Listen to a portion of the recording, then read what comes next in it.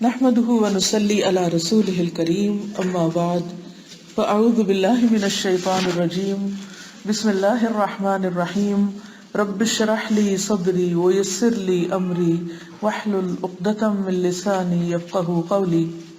انشاءاللہ العزیز میں آپ کے سامنے امام نووی کی کتاب الاربعین النوویہ یعنی 40 حدیث کی حدیث نمبر 32 کی وضاحت کروں گی۔ حدیث نمبر 32 جو ہے الحدیث الثانی والثلاثون لا ضرر ولا ضرار۔ عن ابی سعید سعد بن مالک بن سنان الخدری رضی اللہ عنہ ان رسول اللہ صلی اللہ علیہ وسلم قال لا ضرر ولا ضرار۔ ابو سعید سعد بن مالک بن سنان خدری رضی اللہ عنہ سے روایت ہے کہ رسول اللہ صلی اللہ علیہ وسلم نے فرمایا نہ کسی کو بغیر ارادے کے نقصان دیا جائے اور نہ جان بوجھ کر نقصان پہنچایا جائے۔ لا ضرر ولا ضرار۔ اس حدیث کو عربی میں بھی سنیے۔ لا ضرر ولا ضرار عن ابی سعید سعد بن سنان الخدری رضی اللہ عنہ ان رسول اللہ صلی اللہ علیہ وسلم قال لا ضرر ولا ضرار۔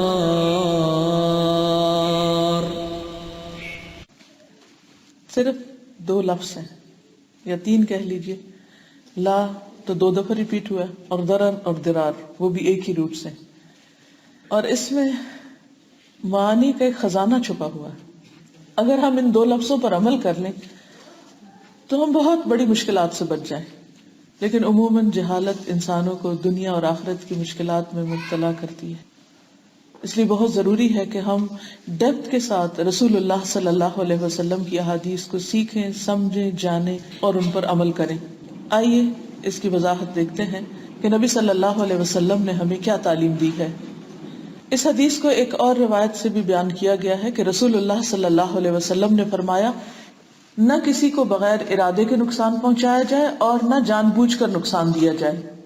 انسان کو اس بات کا حق حاصل ہے کہ وہ اپنے بھائی کی دیوار پر لکڑی گاڑ سکتا ہے، یعنی اگر 2 لوگوں کے گھر بالکل ساتھ ساتھ جڑے ہوئے ہیں اور اسے یعنی ہمسائے کو کسی وجہ سے دیوار پر کوئی لکڑی لگانے کی، کوئی کھونٹی گاڑنے کی ضرورت پیش آ گئی ہے تو یہ اس کا حق ہے، اس سے روکنا نہیں چاہیے۔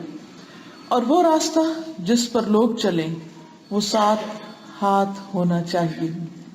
وہ راستہ جس پر لوگ چلیں یعنی بیچ میں جو پیسیجز ہیں، گزرگاہیں ہیں، وہ 7 ہاتھ۔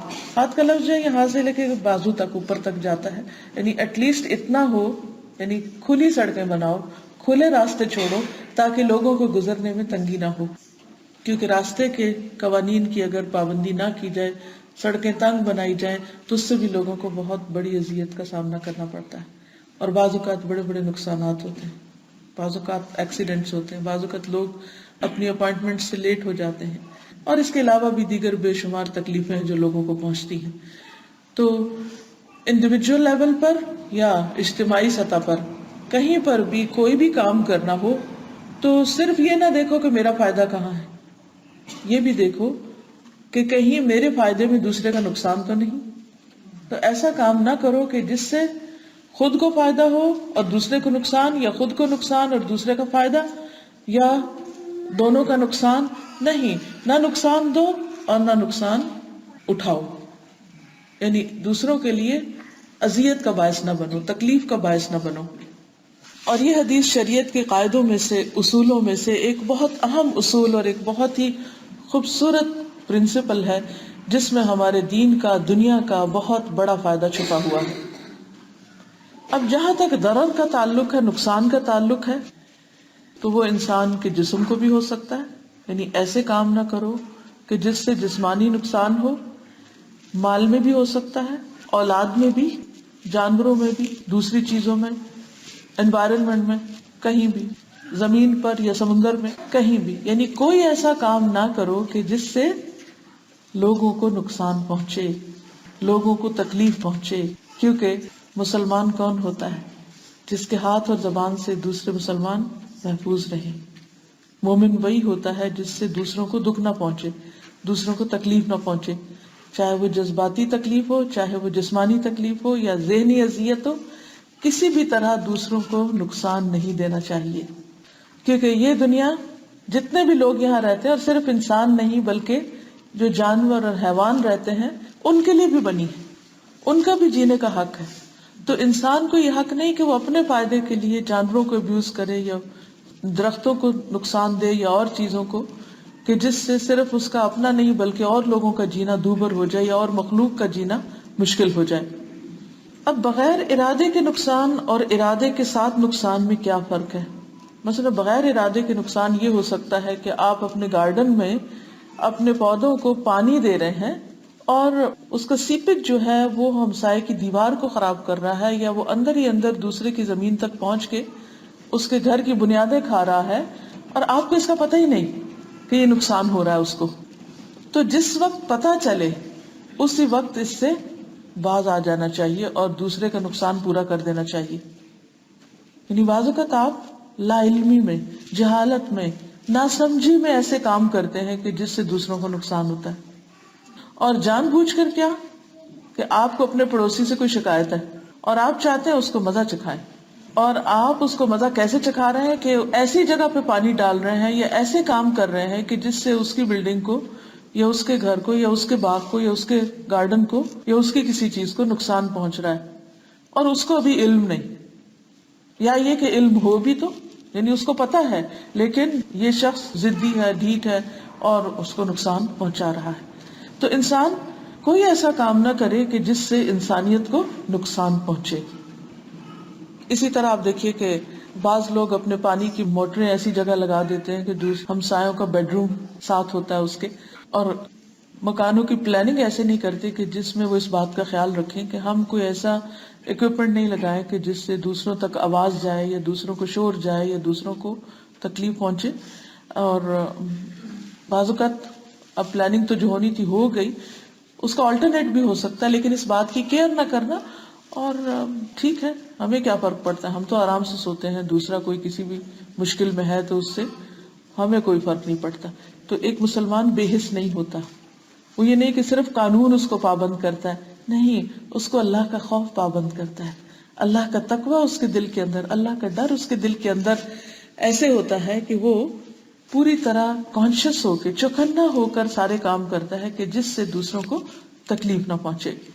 اس میں بعض اوقات تو بڑے بڑے کام ہوتے ہیں، لیکن بعض اوقات عام روزمرہ زندگی میں جب لوگ ایک گھر میں رہتے ہیں، اکٹھے رہتے ہیں یا کسی پبلک پلیس پر ہوتے ہیں، تو اس میں اس بات کا خیال نہیں رکھتے کہ ان کے عمل سے دوسروں کو کیا تکلیف پہنچ رہی ہے یا کیا نقصان پہنچ رہا ہے.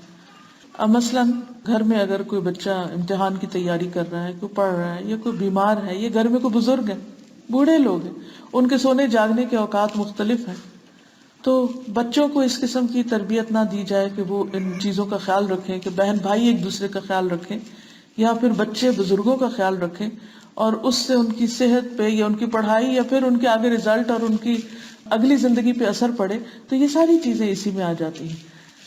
تو اگر یہ دو لفظ یاد رہ جائیں، لا ضرر ولا ضرار، نہ جان بوجھ کے نقصان اور نہ انجانے میں نقصان، کسی کو میں نے نقصان نہیں دینا. کیوں؟ اس لیے کہ کسی کو بھی نقصان دینا اس پر ظلم کرنا ہے، اور جو شخص کسی پہ ظلم کرتا ہے قیامت کے دن اس حال میں آئے گا کہ اسے اس ظلم کا خمیازہ بھگتنا ہوگا اور اس کو کمپنسیٹ کرنا ہوگا. لیکن وہ کمپنسیشن کس سے ہوگی؟ اس کے اپنے عمل سے. پھر نیک عمل دینے پڑیں گے. تو تقوی جو ہے وہ انسان کو محتاط زندگی بسر کرنے کا سبق دیتا ہے. تقوی کی زندگی محتاط زندگی ہوتی، کانشیس والی زندگی ہوتی، خود غرضی کی زندگی نہیں ہوتی. پھر اسی طرح آپ دیکھیے کہ اگر اس حدیث کو سامنے رکھ کے ہر چیز کا جائزہ لیں، مثلا شادی شدہ زندگی، ازدواجی زندگی، اس میں بعض اوقات شوہر کی طرف سے، بعض اوقات بیوی کی طرف سے جان بوجھ کر ایسے کام ہوتے ہیں کہ دوسرا اذیت میں پڑے. وہ ایک دوسرے کو ٹارچر کر کے، چھوٹی چھوٹی باتوں پہ ناراض ہو کے یا دل میں بغض رکھ کے پھر باقاعدہ ٹارچر کرنے پر تل جاتے ہیں. انشاءاللہ اس کی آگے تھوڑی سی مزید وضاحت کروں گی کہ کس قسم کا نقصان دینا جو بظاہر نظر بھی نہ آئے. کچھ نقصان تو ایسے جو مثلا کوئی کسی کا اگر موبائل چرا لے تو اس نے اس کے مال میں نقصان پہنچایا، اور بعضوں کا صرف مال میں نہیں ہوتا، ہو سکتا ہے کسی کا سارا ڈیٹا اسی کے اندر ہو، کسی کے پورے کانٹیکٹ اور بہت سا ایسی مفید چیزیں کہ جو اس نے زندگی بھر محنت کر کے اکٹھی کر کے اس میں ڈال کے رکھی ہوئی ہوں اور دوسرے کے لیے ان کی کوئی ویلیو نہ ہو. تو یہ نقصان بظاہر موبائل چوری ہونے کا تو نظر آ رہا ہے، لیکن اس کے اندر جو چیزیں ہیں اس کو بھی نہیں پتا کہ وہ کتنا بڑا دوسرے کو نقصان دے رہا ہے. اسی طرح بعض اوقات فزیکل چیزوں میں نقصان نظر آتا ہے، لیکن اس کے جو کسی کے دل پر اثرات پڑتے ہیں، یا اس کو جو اندر سے کسی کو ذہنی اذیت پہنچتی ہے، یا اس کے جذبات کو ہرٹ کیا جاتا ہے اور مسلسل کیا جاتا ہے، اور اس کے نتیجے میں وہ شخص بیمار پڑ جاتا ہے. آپ دیکھیں بہت سی بیماریاں جو ہیں وہ کس وجہ سے ہوتی ہیں؟ سٹریس کی وجہ سے. آج کل یہ کتنا عام ہے، بے شمار تکلیفیں، حتیٰ کہ کہا جاتا ہے کہ ایستما جو ہے، یہ سورائسس جو ہے، یہ اور بی پی جو ہے، ان تمام کے پیچھے سٹریس. ڈاکٹرز کے پاس جائیں تو کہتے ہیں کوئی وجہ نہیں ہے، بس آپ کو سٹریس ہے. اچھا اب سوچے کوئی کہ سٹریس کس چیز کا ہے؟ اگر ہر شخص ایک محتاط زندگی بسر کر رہا ہے کہ میں نے کسی کو تکلیف نہیں دینا، سوچ سمجھ کے معاملہ کرے، تو دوسرے کو سٹریس ہوگا ہی نہیں. سٹریس تو اسی سے ہوتا ہے نا کہ چھوٹی چھوٹی بات پر آپے سے باہر ہو جانا، غصہ کرنا، دوسرے کی بےزتی کر دینا، دوسرے کو انسان نہ سمجھنا، دوسرے کے ساتھ زیادتی کرنا. تو ان تمام چیزوں سے بچنا چاہیے. اسی لیے صبر اور شکر دو ایسی چیزیں ہیں کہ جن کو اپنا کر انسان خود بھی سٹریس سے بچ سکتا ہے اور دوسروں کو بھی بچا سکتا ہے. تو بہرحال ان دونوں چیزوں سے، یعنی نقصان پہنچانے سے انسان کو روکا گیا ہے. اور بعض اوقات تو انسان اس طرح نقصان دیتا ہے کہ اس کو خود بھی نقصان ہو رہا ہوتا ہے. دنیا میں بھی کئی چیزیں ایسی ہوتی ہیں کہ جن کا نقصان دنیا میں نظر نہیں آتا. ایک شخص مثلا اس کے پاس اختیار ہے، طاقت ہے، اور وہ جو چاہے کرے، اس کو کوئی پوچھ نہیں سکتا، اس سے کوئی بدلہ نہیں لے سکتا. کچھ چیزیں تو کورٹ میں انسان لے جاتا ہے، کچھ چیزیں ایسی ہوتی ہیں کہ جو کورٹ میں نہیں لے جائی جا سکتی. کچھ غم اور دکھ ایسے ہوتے ہیں کہ جن کا اظہار انسان اپنے بہن بھائیوں سے بھی نہیں کر سکتا، اپنے قریبی دوستوں اور رشتے داروں سے بھی نہیں کر سکتا. تو ایسی صورت میں جب کسی کو نقصان پہنچ رہا ہوتا ہے تو پہنچانے والا یہ نہ سمجھے کہ مجھے کوئی نہیں پوچھ سکتا، میرا کوئی کچھ نہیں بگاڑ سکتا، میں اختیار کل کا مالک ہوں. نہیں، کچھ چیزیں ایسی ہیں جو وقتی طور پر نقصان نہیں دیتی اس کو، لیکن ان دا لانگ رن اس کو نقصان پہنچتا ہے، دنیا میں بھی پہنچتا ہے. کچھ گناہ ایسے ہیں کہ جن کا نقصان دنیا میں بھی انسان کو پہنچتا ہے. ایک حدیث میں آتا ہے کہ اللہ سبحانہ و تعالیٰ ظالم کی رسی دراز کر دیتا ہے، اس کو مہلت دے دیتا ہے، کر لو جو کرنا ہے، خوب مزے کر لو. تو خلاصہ یہ کہ نقصان کی دو قسمیں ہوتی ہیں. ایک اس کو نقصان دینا جس نے ہمیں نقصان دیا ہو، اور ایک اس کو جس نے ہمیں کوئی نقصان نہ دیا ہو. ایک جان بوجھ کے اور ایک انجانے میں. اب وہ شخص جس نے ہمیں نقصان نہیں دیا اور ہم اس کو نقصان دے رہے ہیں تو یہ ظلم ہے، اور ایک وہ شخص جس نے ہمیں نقصان دیا اور ہم بدلہ لے رہے ہیں تو اس کی اجازت ہے. اب اس کی مزید وضاحت آگے آپ دیکھیں گے. تو جائز طریقے پر اگر کوئی کسی کو نقصان پہنچاتا ہے تو اس کی پھر دو صورتیں ہوتی ہیں. نمبر ایک، یا تو اس آدمی نے اللہ کی حدود کو پامال کیا ہو تو اس کو اس کے جرم کے مطابق سزا دی جائے. مثلا اگر کسی نے قتل کیا ہے کسی کو تو جواباً کیا ہوگا، اس سے قصاص لیا جائے گا. اب اس کو بھی نقصان تو ہوگا، لیکن اسلام نے اس کی اجازت دی ہے. اسی طرح اگر کسی شخص نے کسی کا دانت توڑ دیا تو اس کو بھی قصاص کا حق ہے.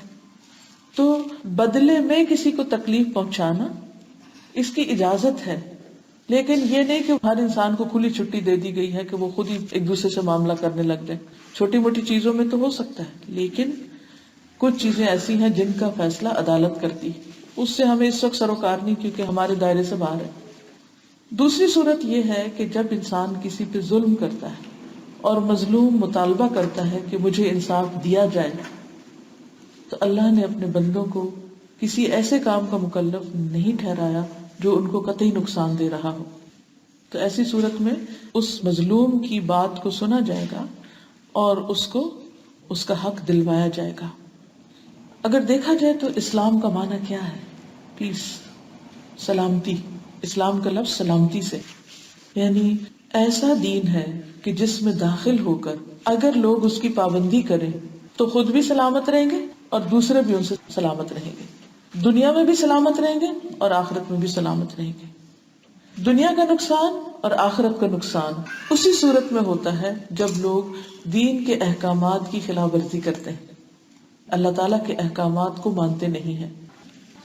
قرآن مجید میں اللہ سبحانہ وتعالیٰ فرماتے ہیں وَجَاهِدُوا فِي اللَّهِ حَقَّ جِهَادِهِ هُوَ اجْتَبَاكُمْ وَمَا جَعَلَ عَلَيْكُمْ فِي الدِّينِ مِنْ حَرَجٍ مِلَّةَ أَبِيكُمْ إِبْرَاهِيمَ هُوَ سَمَّاكُمُ الْمُسْلِمِينَ، اور اللہ کے بارے میں یا اللہ کے راستے میں جہاد کرو جیسا کہ جہاد کا حق ہے، اسی نے تمہیں چنا ہے اور دین میں تم پر کوئی تنگی نہیں رکھی، یہ تمہارے باپ ابراہیم کا طریقہ ہے اور اس نے تمہارا نام مسلمان رکھا ہے کہ تم مسلم ہو۔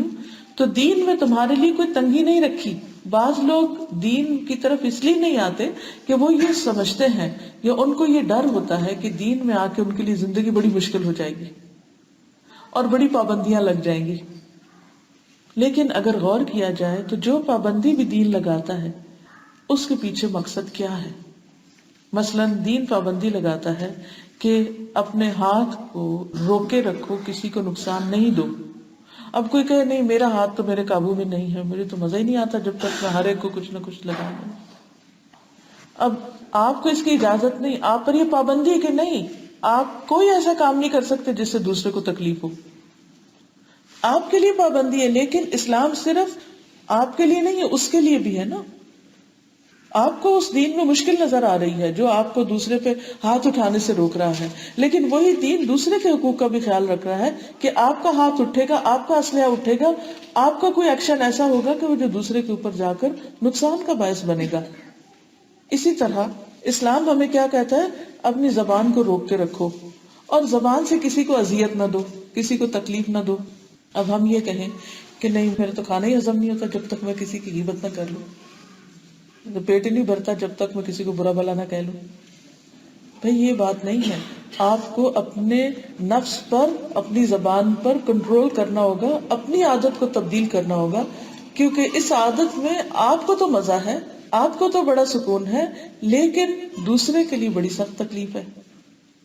تو اسلام ایک ایسا دین ہے جو سب کی بھلائی کو مد نظر رکھتا ہے، سب کا فائدہ دیکھتا ہے، وہ صرف کسی ایک شخص کا نہیں، کسی ایک فریق کا نہیں، اس لیے اس نے پابندیاں لگائی ہیں۔ اب مثلا حجاب کا حکم ہے، آپ کہ نہیں مجھے حجاب اچھا نہیں لگتا، مجھے اچھا لگتا ہے کہ میں زیادہ سے زیادہ خوبصورت بن کے باہر نکلوں، بازار میں کروں۔ اب آپ دیکھیے کہ آپ کو تو اچھا لگتا ہے، لیکن جب آپ دوسروں کے لیے فتنے کا باعث بن رہے ہیں، جب دوسروں کا گھر اس سے خراب ہوتا ہے تو آپ انڈائریکٹلی ان کو ضرر پہنچا رہے ہیں نا، ان کو نقصان دے رہے ہیں۔ تو اسلام نے آپ پر جو یہ پابندی لگائی ہے کہ اپنی زینت کی حفاظت کرو، تو یہ دراصل آپ کے بھی فائدے میں ہے کہ واپس آپ کے اوپر کوئی تکلیف نہ ہو، آپ پر کوئی الزام نہ آئے، آپ کو کوئی نقصان نہ پہنچے، پلس یہ کہ ان مردوں کو نقصان نہ پہنچے، ان کے ذہن منتشر نہ ہو جو آپ کے حسن کی وجہ سے فتنے میں پڑ سکتے ہیں۔ اسی طرح باقی چیزیں بھی۔ تو اگر آپ غور و فکر فرمائیں تو ہر حکم کو جہاں بھی آپ کو لگے کہ میرے لیے بڑی مشکل بات ہے، تو وہیں پر رک کے سوچیں کہ اللہ تعالیٰ نے آپ کو مشقت پہ نہیں ڈالا۔ اس دین میں کوئی بھی پابندی اس لیے نہیں کہ آپ کسی تکلیف میں پڑ جائیں۔ مثلاً آپ یہاں رہتے ہیں تو آپ نے دیکھا ہوگا کہ یہاں قانون کافی سخت ہیں اور آپ کو قانون کی پابندی کرنی پڑتی ہے۔ مثلاً یہ کہ آپ نے اگر اپنے گھر کے اندر کوئی تبدیلی کرنی ہے یا آپ نے کسی اور جگہ پر، تو آپ کو باقاعدہ اس کی اجازت لینی پڑے گی۔ ٹریفک کا ایک قانون ہے، اسی طرح دیگر قوانین بنائے گئے ہیں۔ اب یہ کس کے لیے بنائے گئے، کیوں بنائے گئے؟ مثلا ٹریفک کا قانون کس لیے بنایا گیا؟ بندوں کی مصلحت کے لیے بنایا گیا نا۔ اگر کوئی قانون نہ اور سب سے کہیں کہ بھائی جس کا جیسے دل چاہے گاڑی چلائے، جتنی چاہے سپیڈ رکھے، جہاں چاہے روکے، جہاں چاہے چل پڑے، راستے میں روک کے اگر اس کا دل چاہ رہا ہے کہ اتر کے تھوڑا سا ریسٹ کر لے اور عین سڑک کے بیچ میں روک لے، تو کیا ہوا؟ آزادی کی بات ہے نا، جیسے جس کا جی چاہے کرے۔ لیکن اس آزادی میں کیا ہے؟ باقی سب کا نقصان ہے۔ آپ تھوڑی دیر کے لیے سوچئے کہ اگر سپیڈنگ کے اوپر پابندی نہ ہو تو پھر حالات کیا ہوں، اگر ٹریفک لائٹس نہ ہو تو پھر حالات کیا؟ سارے گاڑیاں لے کے آگے جا کے ایک جگہ اکٹھے ہو کے کھڑے ہو جائیں، and so on۔ تو ہمارے دین میں جو پابندیاں ہیں، سمجھنے کی بات یہ کہ جو پابندیاں ہیں، جو ریسٹرکشنز ہیں، اگر کچھ چیزوں کو حرام قرار دیا گیا ہے، کچھ چیزوں کو ممنوع قرار دیا گیا ہے، تو اس کے پیچھے ایک مقصد ہے کہ آپ کی ذات سے دوسروں کو تکلیف نہ پہنچے اور خود آپ کو بھی نہ پہنچے۔ کیونکہ ہوتا پتہ کیا ہے، جب آپ کسی کو تکلیف دیتے ہیں نا تو آپ اس کے اندر انتقام کا جذبہ پیدا کر دیتے ہیں کہ پھر وہ واپس آپ کے اوپر اٹیک کرے۔ جب کوئی شخص طاقتور ہوتا ہے وہ تو اسی وقت گلے پڑ جاتا ہے، لیکن جب کوئی شخص کمزور ہوتا ہے تو وہ زبان سے تو کچھ نہیں کہتا، وہ دل میں کڑتا رہتا ہے اور بعض اوقات بد دعائیں دینے لگتا ہے.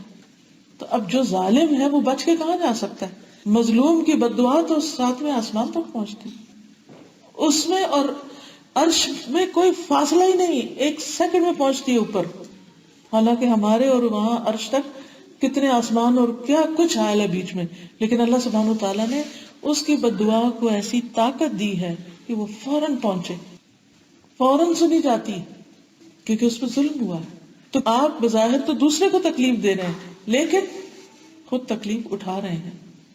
تو اس لیے ایک قاعدہ تو یہ سمجھنے کی ضرورت ہے کہ انسان دین کو مشکل نہ سمجھے. ہم میں سے بہت سے لوگ کہتے دین بڑا مشکل ہے، دیندار بننے سے تو پتہ نہیں کیا مصیبت آ جائے گی اور پتہ نہیں کتنی پابندیاں لگ جائیں گی. اسی وجہ سے لوگ دین سیکھتے بھی نہیں ہیں، قرآن و حدیث کی مجلسوں میں نہیں جاتے کہ پھر کچھ سیکھ لیا تو پھر تو پابندی ہوگی، تو پھر وہ ہم کر نہیں سکیں گے تو اور مشکل ہوگی. تو کیا خیال ہے اگر نہیں سیکھیں گے تو مشکل نہیں ہوگی؟ وہ تو اپنی مشکل آخرت کے لیے جمع کرتے چلے جا رہے ہیں. تو عقل مند وہی ہے کہ جو اللہ سبحانہ تعالیٰ کو الرحمن اور الرحیم سمجھے اور جو کچھ اس نے دیا ہے اسے خوشی سے قبول کرے اور اس کے مطابق عمل کرے. ایک اور آیت میں ہے سورۃ النحل 118 وَعَلَى الَّذِينَ هَادُوا حَرَّمْنَا مَا قَصَصْنَا عَلَيْكَ مِن قَبْلُ وَمَا ظَلَمْنَاهُمْ وَلَكِنْ كَانُوا أَنفُسَهُمْ يَظْلِمُونَ. اور ان لوگوں پر جو یہودی ہوئے ہم نے وہ چیزیں حرام کی جو ہم نے آپ پر اس سے پہلے بیان کی ہیں، اور ہم نے ان پر ظلم نہیں کیا لیکن وہ اپنے اوپر آپ ہی ظلم کرتے تھے.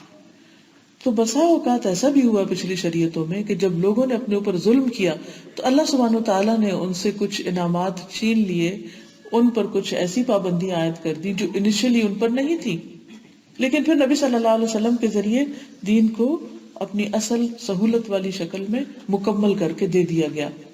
نبی صلی اللہ علیہ وسلم کے طریقوں کو اگر ہم دیکھیں تو یقین مانے اتنا پیار آتا ہے اور اتنی آسانیاں نظر آتی ہیں کہ دین واقعی عمل کرنے میں مشکل نظر نہیں آتا. اس کی ایک مثال حج کا موقع ہے. عبداللہ بن عمرو بن العاص کہتے ہیں کہ رسول اللہ صلی اللہ علیہ وسلم حجۃ الوداع میں منا میں ٹھہرے تاکہ لوگ آپ سے مسائل پوچھ سکیں، کیونکہ وہ آخری موقع تھا کہ لوگ حج کے طریقے جان سکیں. ایک شخص آیا، اس نے کہا یا رسول اللہ صلی اللہ علیہ وسلم میں نے ذبح کرنے سے پہلے سر مڈا لیے، یعنی بال اتروا لیے. آپ نے فرمایا کوئی حرج نہیں، اب ذبح کر لو. دوسرا آیا، اس نے کہا یا رسول اللہ صلی اللہ علیہ وسلم میں نے کنکریاں مارنے سے پہلے قربانی کر لی. آپ نے فرمایا لا حرج، کوئی حرج نہیں، اب کر لو، اب رمی کر لو، اب کنکریاں مار لو. راوی کہتے ہیں کہ نبی صلی اللہ علیہ وسلم سے جس چیز کا سوال ہوا جس میں کسی نے آگے کا کام پیچھے، پیچھے کا کام آگے کر لیا تھا، تو آپ نے سب سے یہی فرمایا کوئی حرج نہیں، اب کر لو. چھٹ گیا، رہ گیا ہے، ترتیب بدل گئی ہے، رش تھا، مشکل تھی، اصل مقصد ہے کام پورا کرنا، اب کر لو.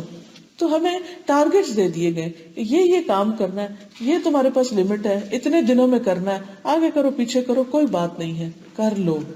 یہ دین کی سہولت ہے، آسانی ہے، کیونکہ شریعت کے مقاصد میں سے ایک مقصد یہ بھی ہے کہ بندوں سے مشقت کو دور کیا جائے. دین اس لیے نہیں آیا کہ لوگوں کو مشقت میں ڈالا جائے، کیونکہ اللہ تعالیٰ جس چیز کا بھی حکم دیتے ہیں وہ دراصل بندوں کے فائدے کا ہے. اب مثال کے طور پر آپ دیکھیے کہ بیمار کے لیے کتنی سہولتیں، وہ اگر پانی سے وضو نہیں کر سکتا تو کیا حکم ہے؟ تیمم کر لو، ٹھیک ہے. اگر تیمم بھی نہیں کر سکتا خود تو دوسرے اس کا ہاتھ اٹھا کے مٹی پہ رکھ کے یا اپنے ہاتھوں سے اس کے اعضاء پہ پھیر کے اس کا تیمم کرا دیں. ایک شخص کھڑا نہیں ہو سکتا نماز میں، بیٹھ کے پڑھ لو. سجدہ زمین پہ نہیں دے سکتے، کرسی پہ دے دو. رکوع میں پوری کمر نہیں جھکا سکتا جتنی جھکانی چاہیے، کتنی جھکانی، جیسے یہ قیام ہے نا تو اتنا پورا اسٹریٹ کمر جھکنی چاہیے، سر سمیت ایک لیول پہ آنا چاہیے. تو نہیں کر سکتا، کمر میں کوئی تکلیف ہے، تھوڑا کر لو، اشارے سے کر لو. اگر کچھ بھی کمر نہیں ہلا سکتا، کئی دفعہ لوگوں کے بیک کے آپریشنز ہوتے ہیں، وہ کیا کریں؟ گردن سے ہلا لیں، گردن سے کر لیں. رکوع کے لیے کم گردن نیچے کریں اور سجدے کے لیے زیادہ کر لیں، بس نماز ہو جائے گی. تو یہ سب کچھ کیا ہے؟ یرید اللہ بکم اليسر ولا یرید بکم العسر، اللہ تمہارے لیے آسانی چاہتا ہے، تنگی نہیں چاہتا. اور جہاں تنگی ہوتی بھی ہے تو اللہ تعالیٰ نے اتنی زبردست تسلی دی ہے کہ ان مع العسر یسرا فان مع العسر یسرا، کہ اگر کوئی چیز تمہیں تنگ لگ بھی رہی ہے نا، مشکل ہے میرے لیے، تو اس کے ساتھ بھی آسانی. مثلا روزے آ رہے ہیں، مریض کے لیے تو معاف ہے، لیکن صحت مند انسانوں کے لیے بھی بعض اوقات مشکل ہو جاتے ہیں، خصوصاً یہاں جو بہت لمبے لمبے روزے ہوں گے، تو اس میں انسان سمجھتا ہے کہ ہے کیا ہوگا، بڑی مشکل ہے. لیکن آپ دیکھیں کہ جو لوگ روزے رکھتے ہیں وہ رکھ لیتے ہیں اور اس کے بعد کتنا ہلکا پھلکا محسوس کرتے ہیں. جسم کے اندر کتنی ہی ایسی چیزیں ہیں کہ جو نظام ہے یا ہمارا ڈائجسٹو سسٹم ہے، اس کے شٹ ڈاؤن کرنے سے وہ ساری کلینزنگ ہوتی. اور رمضان کے بعد آپ دیکھیں کہ آپ اپنے آپ کو بہت بیماریوں سے جیسے نجات یافتہ پاتے ہیں. اسی طرح ہم کہتے ہیں کہ وہ کریں، سجدہ کریں، اتنی رکعتیں پڑھیں، رمضان میں اتنا قیام کرنا ہوگا، مشقت نظر آتی ہے، لیکن اس میں بھی آسانی ہے، کیونکہ جتنی زیادہ آپ اپنے جسم کو حرکت دیتے ہیں، جتنا زیادہ آپ اپنے مسلز کو موومنٹ میں لاتے ہیں، اتنی ہی آپ کی جسم میں فلیکسیبلٹی بڑھ جاتی ہے. اور اگر آپ ایکسرسائز نہیں کرتے تو اپنے آپ اسٹف ہو جاتے ہیں، اکڑ جاتے ہیں. تو ان مع العسر یسرا، تنگی کے ساتھ آسانی. مثلا آپ باہر نکلتے ہیں، گرمی ہے، پسینہ ہے، لیکن کیا ہے اس کے ساتھ جسم سے یعنی ڈی ٹاکس بھی ہو رہا ہے. کئی ایسی چیزیں ہیں جو آپ کے بدن کے اندر نہیں ہونی چاہیے، اور ویسے وہ نہیں نکلتی، اسکن کے ذریعے ان کو نکلنا ہے، اور اسکن کے ذریعے تو پسینے کے ساتھ ہی نکلیں گے، پسینہ آتا نہیں تو کہاں نکلیں گے. تو کسی بھی چیز میں جو بظاہر تنگی ہو وہ اللہ سبحانہ وتعالیٰ نے اس لیے نہیں رکھی کہ وہ تنگی میں ڈالے اور اس کو نعوذ باللہ خوشی ہوتی ہے کہ بندے اس کے تنگ ہو. نہیں، ہرگز نہیں. وہ تو اس لیے ہے تاکہ بندوں کے لیے دوسری طرف سے آسانی پیدا کر دی جائے. پھر اسی طرح آپ دیکھیں احرام کی حالت میں سر منڈانا منع ہے. جب آپ احرام کھولیں گے تو پھر اس کے ساتھ ہی آپ کٹنگ کرتے ہیں، یعنی کہ احرام کی حالت میں بال توڑنا اور کاٹنا منع ہے. لیکن مریض جو ہے اس کو رخصت دی گئی، اگر کسی کو کوئی تکلیف ہے تو وہ سر منڈوا لے اور فدیہ دے دے، دم دے دے جس کو آپ کہتے ہیں.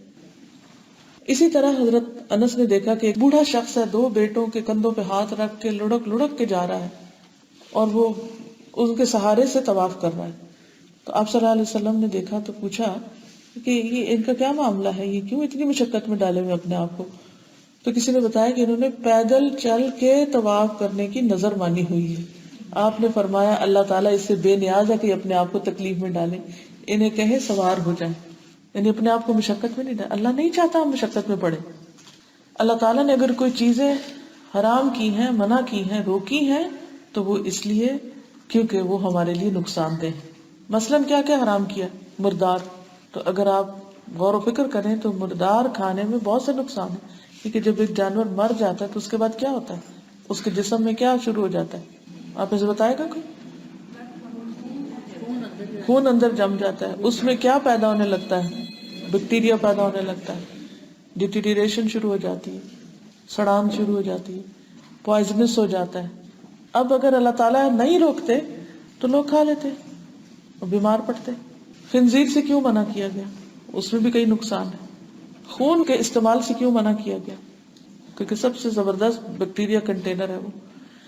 پھر اسی طرح شراب کو کیوں حرام کیا گیا، کیوں منع کیا گیا؟ کیونکہ اس میں سے عقل کا نقصان.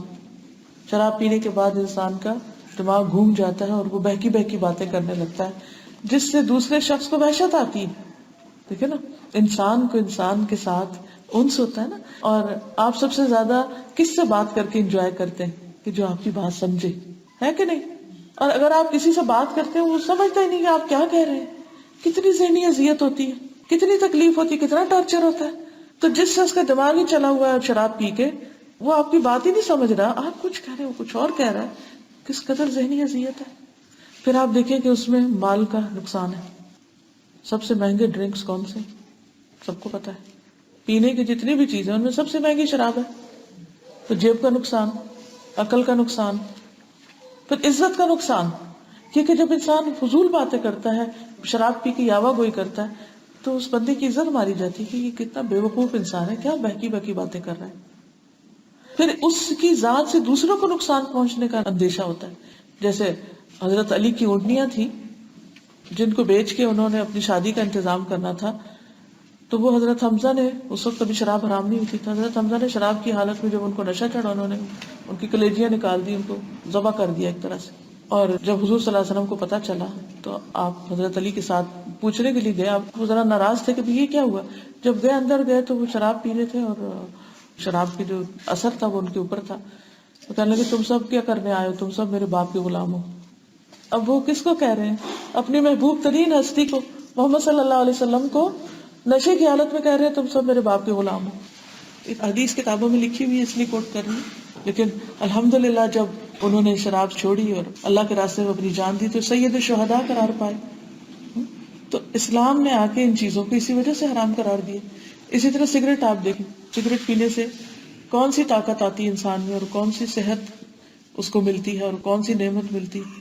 اکثر لنگ کینسر جو ہیں وہ سگریٹ کی وجہ سے ہوتے ہیں, اور ثابت شدہ بات ہے کہ سگریٹ نقصان ہی دیتی ہے, اسے کوئی فائدہ کوئی نہیں ہے سوائے اس کے کہ وقتی طور پر آپ اچھا فیل کریں. اس کو عادت ہو جاتی ہے نا, تو عادت کو کنٹرول کرنا بہت مشکل کام ہوتا ہے.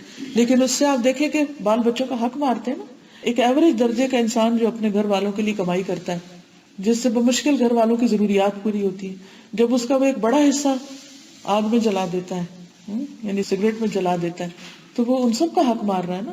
ان کی تعلیم, ان کی صحت, ان کے خوراک, ان کے آسانیاں, ان کی سہولتیں پیدا کرنے کی بجائے وہ سارا کچھ صرف دھوئے میں اڑا کے ختم کر رہا ہے. تو ان سب چیزوں کو جو منع کیا گیا تو وہ اسی وجہ سے کیا گیا کہ انسانوں کو نقصان سے بچایا جائے. پھر اسی طرح آپ دیکھیے نبی صلی اللہ علیہ وسلم خطبہ دے رہے تھے, ایک شخص پیچھے سے آیا, وہی کھڑا ہو گیا دھوپ میں, اور دھوپ میں کھڑا ہو کے سننے لگا. تو نبی صلی اللہ علیہ وسلم نے اس کے بارے میں پوچھا کہ یہ کون ہے, یہ کیوں کھڑے ہیں دھوپ میں؟ میں نے کہا کہ یہ ابو اسرائیل ہے, اس نے نظر مانی ہے کہ کھڑا ہی رہے گا, بیٹھے گا نہیں, یعنی اپنے آپ کو ٹارچر دے رہا ہے کہ بیٹھنا نہیں اس نے. بعض اوقات انسان کہتا ہے نا کہ اچھا میرا یہ کام ہو جائے تو جب تک نہیں ہوتا میں کھڑا ہی رہوں گا, شاید میرا یہ کھڑا ہونا, تھکنا, تکلیف اٹھانا اللہ کو پسند آ جائے. تو تکلیف اٹھانے کی بات نہیں ہے, اللہ تعالیٰ نہیں چاہتے. اور اس نے نظر مانی ہے کہ یہ دھوپ میں ہی کھڑا رہے گا, سائے میں نہیں بیٹھے گا, سایہ نہیں استعمال کرے گا, یعنی اللہ کی حلال جائز نعمتوں کو اس نے اپنے اوپر حرام کر لیا. تو اس پر نبی صلی اللہ علیہ وسلم نے فرمایا کسی کہو کہ بات چیت کرے, سائے میں بیٹھے, اپنا روزہ پورا کرے, لیکن یہ دھوپ میں کھڑے ہو کے کچھ نہ کھانا پینا اور اپنے آپ کو تکلیف دینا یہ کوئی دین نہیں ہے. پھر اسی طرح انس بن مالک کہتے ہیں کہ نبی صلی اللہ علیہ وسلم نے ایک موقع پر عبداللہ بن عمرو بن العاص سے پوچھا ایک بار, میں نے سنا کہ تم ساری رات جاگتے ہو اور سوتے نہیں ہو, اور میں نے سنا تم روز روزہ رکھتے ہو. تو ان کا ہاں میں ایسے ہی کرتا ہوں. آپ نے فرمایا اگر تم ایسے کرو گے تو تمہاری آنکھیں بیٹھ جائیں گی اور تمہاری جان کمزور ہو جائے گی, تم زیادہ عرصے تک یہ بوجھ برداشت نہیں کر سکو گی. تو اس سے یہ بھی پتہ چلتا ہے کہ ایسی عبادت جو جسم کو نقصان دے, ایسا عمل جو انسان کی صحت کا دشمن ہو, جو اس کو ضرر دے رہا ہو, نقصان دے رہا ہو, تو اس سے بھی بچنے کی ضرورت ہے. خودکشی کو کیوں حرام قرار دیا گیا؟ کہ انسان بعض اوقات غصے میں ہوتا ہے, اپنے آپ کو ہی نقصان دے جاتا ہے, اس ضرر کی بھی اجازت نہیں ہے, اس کو بھی حرام قرار دیا گیا, اور اس پر سخت سزا بتائی گئی ہے اس لیے تاکہ لوگ اس سے باز آ جائیں. تو یہ تو کچھ قسمت ہی اپنے آپ کو تکلیف دینے کی, اپنے آپ کو مشقت میں ڈالنے کی. اب کچھ چیزیں ہیں دوسروں کو نقصان دینے کی, اس کی بھی حرمت ہے. رسول اللہ صلی اللہ علیہ وسلم نے فرمایا ایک مسلمان کی ہر چیز دوسرے مسلمان پر حرام ہے, اس کا خون, اس کا مال اور اس کی عزت و آبرو. 3 چیزیں دوسرے کے لیے حرام ہیں, ان کو نقصان نہیں دے سکتا. اب آپ دیکھیے کہ جان کو نقصان کہاں سے ہوتا ہے, کہ کسی کو قتل کرے, مال کو کوئی چوری کرے, اور عزت کو جب کوئی کسی پہ الزام تراشی کرے یا اس کی غیبت کرے یا اس کو بلا وجہ برا بلا کہہ رہا ہو, اس کی پیٹھ پیچھے, خاص طور پہ چاہے جائز ہی ہو پھر بھی منع ہے. اب جب کسی کو کوئی نقصان دیتا ہے تو اس کے بارے میں بھی حدیث میں آتا ہے کہ جو کسی کا نقصان کرے گا, جو کسی کو نقصان پہنچائے گا, اللہ اس کا نقصان کر دے گا, اور جو کسی کو مشکل میں ڈالے گا اللہ تعالیٰ اس پر سختی کرے گا.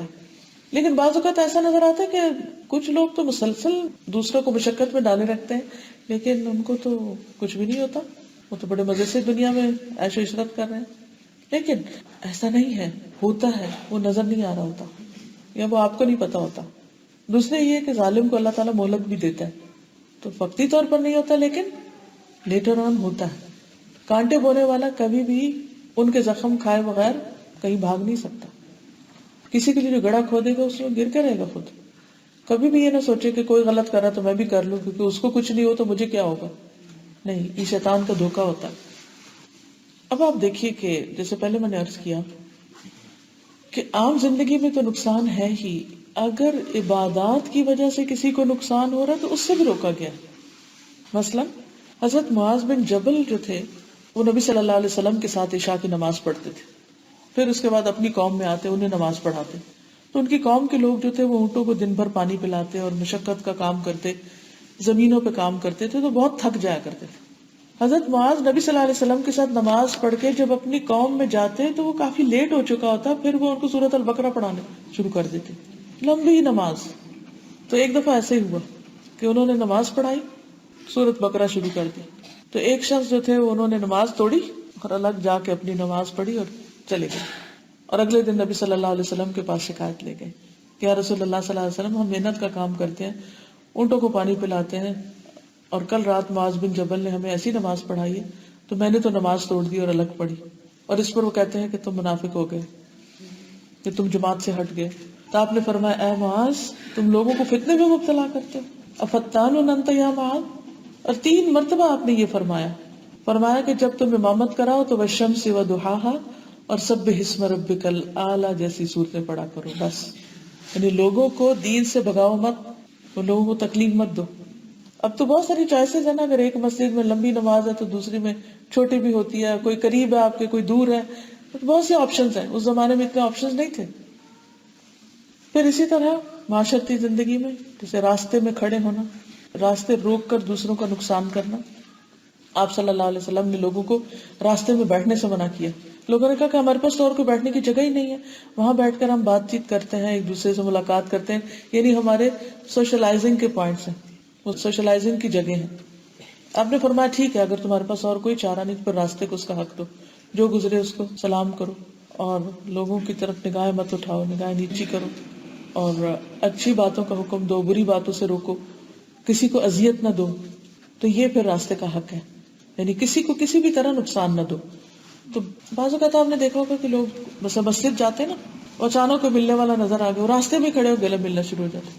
اور باہر بارش ہو رہی ہوتی ہے، لوگ وہاں بارش میں کھڑے اور آگے لوگ جو ہیں وہ وہیں پر ہی حال چال اور لمبی چوڑی باتیں شروع ہو کے، اور یا پھر وہ سوچنے میں لگ جاتے ہیں اچھا جوتا یہاں رکھیں کہ یہاں رکھیں، اور پھر رکھ کے بھول جاتے ہیں، اور پھر واپس آ کے وہ سب جگہوں پر ڈھونڈ رہے ہوتے ہیں، اور یا پھر وہ ایک ڈھیر بنا دیتے ہیں.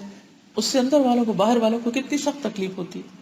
یہ بھی دوسروں کو نقصان دینا ہے. کسی نے اپنے جاب پہ پہنچنا ہے، کسی اور اپائنٹمنٹ پہ پہنچنا ہے، کوئی بزرگ ہے، بوڑھا ہے، وہ زیادہ دیر کھڑا نہیں ہو سکتا، کسی کو کوئی مشکل ہے، تو کبھی بھی یعنی جو عقل مند انسان ہے ہر وہ اس کام سے بچتا ہے جس سے دوسروں کو تکلیف ہو.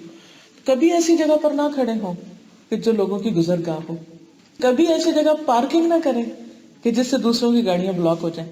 بہت سے لوگ اس چیز کا خیال نہیں رکھتے، انہیں 2 منٹ میں نماز پڑھ کے آئے، بس ادھر ہی ابھی کھڑے ہم پہلے آ جائیں گے، اور اندر گئے تو بھول گئے کہ کہاں پارکنگ کر کے آئے تھے، اور کتنے لوگوں کا راستہ بند کر دیا ہم نے.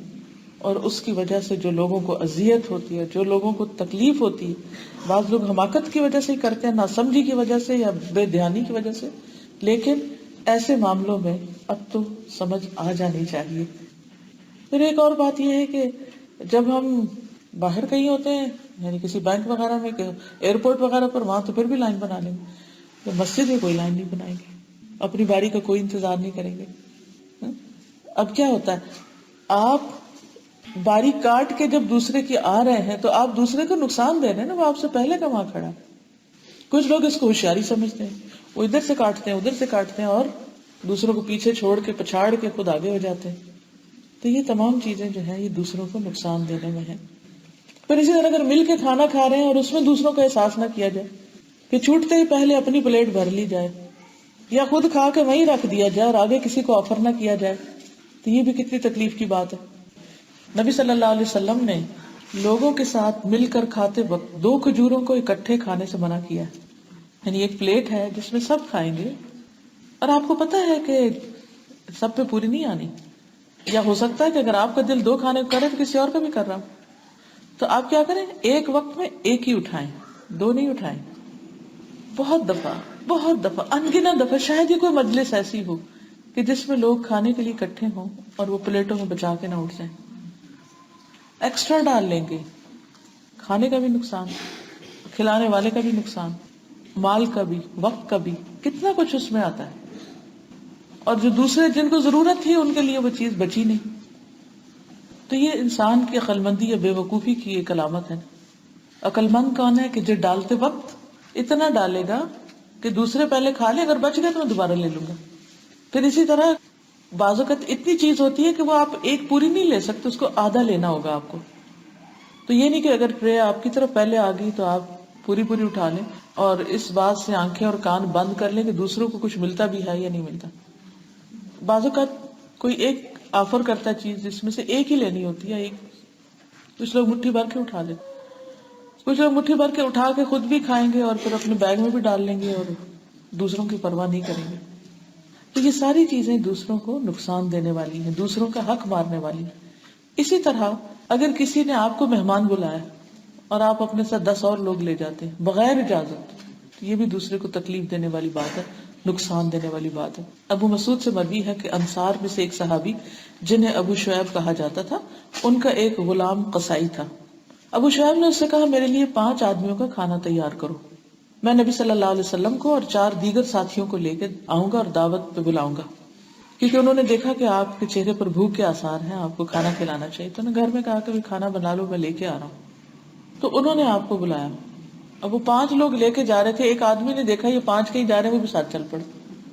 جب وہاں پہنچے تو نبی صلی اللہ علیہ وسلم نے صاحب خانہ سے گھر والے سے فرمایا کہ یہ آدمی بھی ہمارے ساتھ آ گیا ہے. تو مربت میں ہی ہوتا ہے نا، انسان کسی کو نہ نہیں کر سکتا کہ تم نہیں آؤ، وہ شوق میں چل پڑتا ہے. لیکن آپ نے اخلاقاً پوچھا کیا اجازت ہے کہ یہ یہاں کھا سکتا ہے، بیٹھ سکتا ہے، کیونکہ اس کو انویٹیشن نہیں تھا، یہ ان انوائٹیڈ ہے. تو گھر والے نے کہا کہ بالکل اجازت ہے، ضرور بیٹھ جائے. اور اس سے آپ نے ایک مثال قائم کر دی. تو بعض لوگ تو اس طرح کر کے تو دوسرے کو لیٹ ڈاؤن کرتے ہیں، یا اس لیے بھی بعض اوقات ایسی حرکتیں کرتے ہیں تاکہ دوسرے کی کھانا ختم ہو، کم ہو، اس کی بےزتی ہو. بعض ناسمجھ لوگ اس قسم کے طریقوں سے بھی دوسروں کو تکلیف پہنچاتے ہیں. بعض اوقات صرف ہسبینڈ وائف کو انوائٹ کیا جاتا ہے، وہ 5 بچے لے کے ساتھ چل پڑتے ہیں. اب آپ دیکھیں کہ ان کو وہاں پلیٹیں رکھنے، انہوں نے رکھی پلیٹیں 4، اب بندے ہو گئے 9. تو اب وہ دوبارہ وہ وہاں سے پلیٹس لائیں گے، وہ رکھیں گے، دیں گے، چمچ لائیں گے، جگہ بنائیں گے، کرسیاں لگائیں گے، کتنی مشقت بڑھ جائے گی. تو ہم کہتے ہیں لو اتنا تھوڑا دل ہے تمہارا، کیا فرق پڑتا ہے، 1 آدمیوں کا کھانا 2 کو پورا ہو جاتا ہے، ہم ہی تم پہ بھاری، ہمارا تو اس گھر پہ حق ہے، ہم تو جو چاہیں کریں. نہیں، یہ اخلاق کے بھی منافی، دین کے منافی. پھر اسی طرح میزبان کے لیے باعث زحمت بن جانا. شقیق کہتے ہیں کہ میں اور میرا ایک دوست سلمان رضی اللہ تعالیٰ عنہ کے پاس گئے. انہوں نے روٹی اور کوئی نمکین چیز پیش کی کھانے کے لیے اور کہا کہ اگر رسول اللہ صلی اللہ علیہ وسلم نے تکلف سے منع نہ کیا ہوتا تو میں تمہاری خاطر کچھ تکلف کرتا. میرے دوست نے کہا اگر نمکین چیز میں پہاڑی پودینہ ڈال دیا ہوتا تو بہت اچھا تھا، یعنی اس میں تم مزید کچھ ایڈ کر دیتے، چٹنی بنا لیتے ساتھ. تو انہوں نے کیا کیا، سلمان رضی اللہ تعالیٰ عنہ نے، ان کے پاس ایک لوٹے جیسا کوئی برتن تھا، وہ لے گئے باہر سبزی فروش کے پاس، اس کے پاس لوٹا گروی رکھا اور وہاں سے پودینہ لائے اور لا کر پیش کیا اپنے مہمان کو. یعنی مہمان کو اس کی مرضی اور خواہش کے مطابق کھانا لا کے دیا. جب وہ کھانا کھا چکے تو کہنے لگے اللہ کی تعریف جس نے ہمیں اس رزق پر قناعت کی توفیق بخشی. سلمان کہتے ہیں اگر تم نے اپنے رزق پر قناعت کی ہوتی تو میرا برتن سبزی فروش کے پاس گروی میں نہ پڑا ہوتا. حقیقت یہ ہے کہ کئی جگہوں پر لوگ واقعی قرضہ اٹھا کے مہمانداریاں کر رہے ہوتے ہیں کیونکہ انہوں نے اپنی ناک رکھنی ہوتی ہے. بعض اوقات کوئی کسی کے گھر مہمان جاتا ہے تو ٹک ہی جاتا ہے اور دوسرے کے لیے اذیت کا باعث بنتا ہے. تو کسی کی اجازت اور اس کی مرضی اور اس کی خوشی کے بغیر اس کے لیے باعث اذیت نہیں بننا چاہیے. اسی طرح مجلس کے کچھ آداب ہوتے ہیں، یعنی کچھ تو مہمانی سے متعلق ہے نا، کھانا ہوتا ہے. اب کئی جگہ پر کھانا نہیں ہوتا، جیسے آپ مسجد میں آئے تو اب یہاں پر آپ آئے ہیں اور کچھ لوگ صبح سے پہلے سے آئے، آگے آ کے بیٹھے، کچھ لوگ آخر میں آئے اور وہ گردن پلانگ کے آگے آ جائیں اور دوسروں کے بیچ میں گھس کے بیٹھ جائیں، دوسروں کے لیے اذیت کا باعث بنے. تو یہ چیز بھی تکلیف کا باعث ہوتی ہے. عبداللہ بن بسر کہتے ہیں کہ ایک مرتبہ جمعے کے دن ایک شخص گردنیں پھلانگتا ہوا آگے آیا، یعنی نبی صلی اللہ علیہ وسلم خطبہ دے رہے تھے اور پیچھے سے وہ سب کو پھلانگ کے آگے آ کے بیٹھا. ہاں اگر سائڈ سے کوئی راستہ ہے اور بیٹھنے کی جگہ ہے تو کوئی حرج نہیں، نبی صلی اللہ علیہ وسلم نے فرمایا اجلس فقد آزیتا، بیٹھ جاؤ، تم نے اذیت دی ہے. ایک اور موقع پر آپ خطبہ دے رہے تھے تو ایک شخص دیر سے آیا اور اسی طرح اس نے مجلس ڈسٹرب کر دی. آپ نے فرمایا آنیتا و آذیتا، تم دیر سے آئے ہو اور آ کے اذیت پہنچائی ہے. کیونکہ مجلس کے بھی کچھ آداب ہوتے ہیں. اب مثلا ایک شخص بتا رہا ہے اور کچھ سن رہے ہیں، اب ایک شخص جو پوری توجہ کے ساتھ سن رہا ہے اور پیچھے سے وہ اس کا کندھا پکڑ کے کہتا ہے ہٹو ہٹو میں ذرا یہاں سے گزر جاؤں، تو وہ تو بھول جائے گا کیا سن رہا ہے، اور پھر وہ جس پوزیشن پہ بیٹھا اس کو وہ چینج کرنی پڑے گی. بعض لوگ تو اوپر ہی گر پڑتے ہیں. اسی طرح بعض لوگ جو ہے وہ اگر پہلے آئے ہیں تو وہ صحیح نہیں بیٹھتے، پیچھے جگہ تنگ ہو جاتی ہیں، آگے کھلی پڑی ہوتی ہیں، جیسے حرم میں ہوتا ہے. لوگ مسجد میں جاتے ہیں تو یہ سوچتے ہیں جلدی جانا ہے تو ہم پیچھے بیٹھ جاتے ہیں. اب کیا ہوتا ہے، وہ پچھلی لائن میں بیٹھ جاتے ہیں، آنے والے ان سے پیچھے بیٹھ جاتے ہیں یا ان کے آس پاس. اب آگے بہت کھلی جگہ پڑی ہے لیکن لوگوں نے دیکھا شاید آگے جگہ بھری ہوئی، وہ وہیں ایک کے اوپر ایک بیٹھ رہا ہوتا ہے. اب وہ کسی کو پیچھے سے نظر آگے کہ جگہ آگے ہے، وہ جانا چاہتا ہے، سب کی گردنیں پلانگے. اب بظاہر تو یہ اذیت دے رہا ہے لیکن اصل اذیت کا سبب کون بنے ہیں؟ وہ لوگ جو آ کے غلط جگہ پر بیٹھے. یہ سب چیزیں حکمت سے تعلق رکھتی، ان میں بھی ہمیں احتیاط برتنے کی ضرورت. اس کے بغیر تقویٰ نہیں ہوتا. یعنی جو متقی ہوگا وہ ان سب چیزوں سے بچے گا. اسی طرح جیسے گفتگو کرنا ہے تو انسان اگر چیخ چلا کے کرتا ہے اس سے دوسرے کو ضرر ہوتا ہے، کوئی کیا نقصان ہوتا ہے؟ قرآن مجید میں آتا ہے نا ان انکر الاصوات لصوت الحمیر، بے شک آوازوں میں بدترین آواز گدھے کی آواز ہوتی. کیوں؟ گدھے کی آواز سن کے کس کو خوشی ہوتی ہے؟ کسی کو بھی نہیں، کیونکہ وہ آرام میں خلل ڈالتا ہے، انسان کے تھاٹ پروسیس میں خلل ڈالتا ہے، اس کے لیے اذیت کا باعث ہوتا ہے. تو ایسی گفتگو اور گفتگو کے اس والیوم سے بھی بچنا چاہیے کہ جس سے دوسرے کو تکلیف ہو. اسی طرح بلا ضرورت آواز اتنی کم کر دینا کہ دوسرے کو سمجھ ہی نہ آئے بات، یا منہ میں بولنا یا آدھا جملہ بول کے ادھر ہی سٹاپ لگا کے دوسرے کو حیرانی میں ڈال دینا کہ پتہ نہیں کیا مطلب ہوتا ہے. بعض اوقات زو مانی باتیں کرنا، چوٹے لگانا اور انڈائریکٹ باتیں سنانا، اگلے کو سمجھ ہی نہ آئے اور تکلیف محسوس کرے، یہ بھی غلط ہے. اسی طرح کسی کی بات کاٹ دینا، یعنی کسی نے ایک بات کی ہے اور اس کو کوئی بھول ہو گئی، بھول جاتا ہے نا بعض اوقات انسان. مثلا میں نے کوئی حدیث سنائی، میں کہوں ابو ہریرہ کی بجائے حضرت انس، آپ کو یاد ہے، آپ بڑی مجلس سے کہتے نہیں وہ یہ نہیں یہ ہے، یا ہو سکتا ہے آپ کو بھی یاد نہ ہو اور آپ بھی ایسے ہی تکا لگا رہے. تو اب اس سے کیا ہوگا، جب بات کاٹی جاتی ہے تو وہ سب ڈسٹرب ہو جاتے ہیں. ہاں یہ ہو سکتا ہے بعد میں انسان ہاتھ کھڑا کر کے پوچھے کہ آپ نے یہ جو بات کہی ایسے ہے یا ایسے ہے، تاکہ اگر غلطی ہوئی ہے کسی سے تو اس کی اصلاح بھی ہو جائے، کیونکہ غلطی چھوڑی تو نہیں جا سکتی کسی کی، کیونکہ دین کے معاملے میں تو آپ غلط بیانی نہیں کر سکتی، بھی خیانت ہوتی، لیکن بھول چوک تو ہر انسان سے ہو سکتی. تو اس کا احسن طریقہ کیا ہے کہ بعد میں انسان دوسرے کی اصلاح کر دے. پھر اسی طرح غلط فتوے دینا، یعنی علم نہیں اور دوسرے کو اپنے پاس سے کہنا نہیں نہیں یہ تو حرام ہے اور یہ تو حلال ہے، اس سے کچھ نہیں ہوتا. پہلے انسان علم حاصل کرے پھر فتوے دے. اب مثلا سیدنا جابر کہتے ہیں کہ ہم ایک سفر میں نکلے تو ہمیں سے ایک شخص کو پتھر لگ گیا، اس کے سر میں زخم ہو گیا. پھر رات کو وہ احتلام ہوا، ناپاک ہو گیا. تو اس نے اپنے ساتھی سے پوچھا کیا میرے لیے کوئی رخصت ہے کہ میں تیمم کر لوں، نماز پڑھ لوں؟ انہوں نے کہا نہیں نہیں تمہارے لیے کوئی رخصت نہیں ہے، نہاؤ اور پھر نماز پڑھو. اب کیا ہوا، اس نے غسل کیا، مر گیا، پانی اندر چلا گیا سر کے، جو بھی ہوا. کہتے ہیں کہ جب ہم نبی صلی اللہ علیہ وسلم کی خدمت میں حاضر ہوئے اور آپ کو خبر دی گئی کہ فلاں شخص کے اوپر ایسے پتھر لگا تھا اور لوگوں نے اس کو یہ بتایا، تو آپ نے فرمایا انہوں نے اس کو قتل کر ڈالا، اللہ انہیں ہلاک کرے. انہوں نے پوچھا کیوں نہیں؟ جب انہیں علم نہیں تھا تو یہ پوچھ لیتے. بے شک جاہل کی شفا سوال کرنے میں ہے، جو بات نہیں پتا اس سے پوچھ لو. اس شخص کے لیے یہی کافی تھا کہ تیمم کر لیتا اور اپنے زخم پر پٹی باندھ لیتا، تو بات ختم.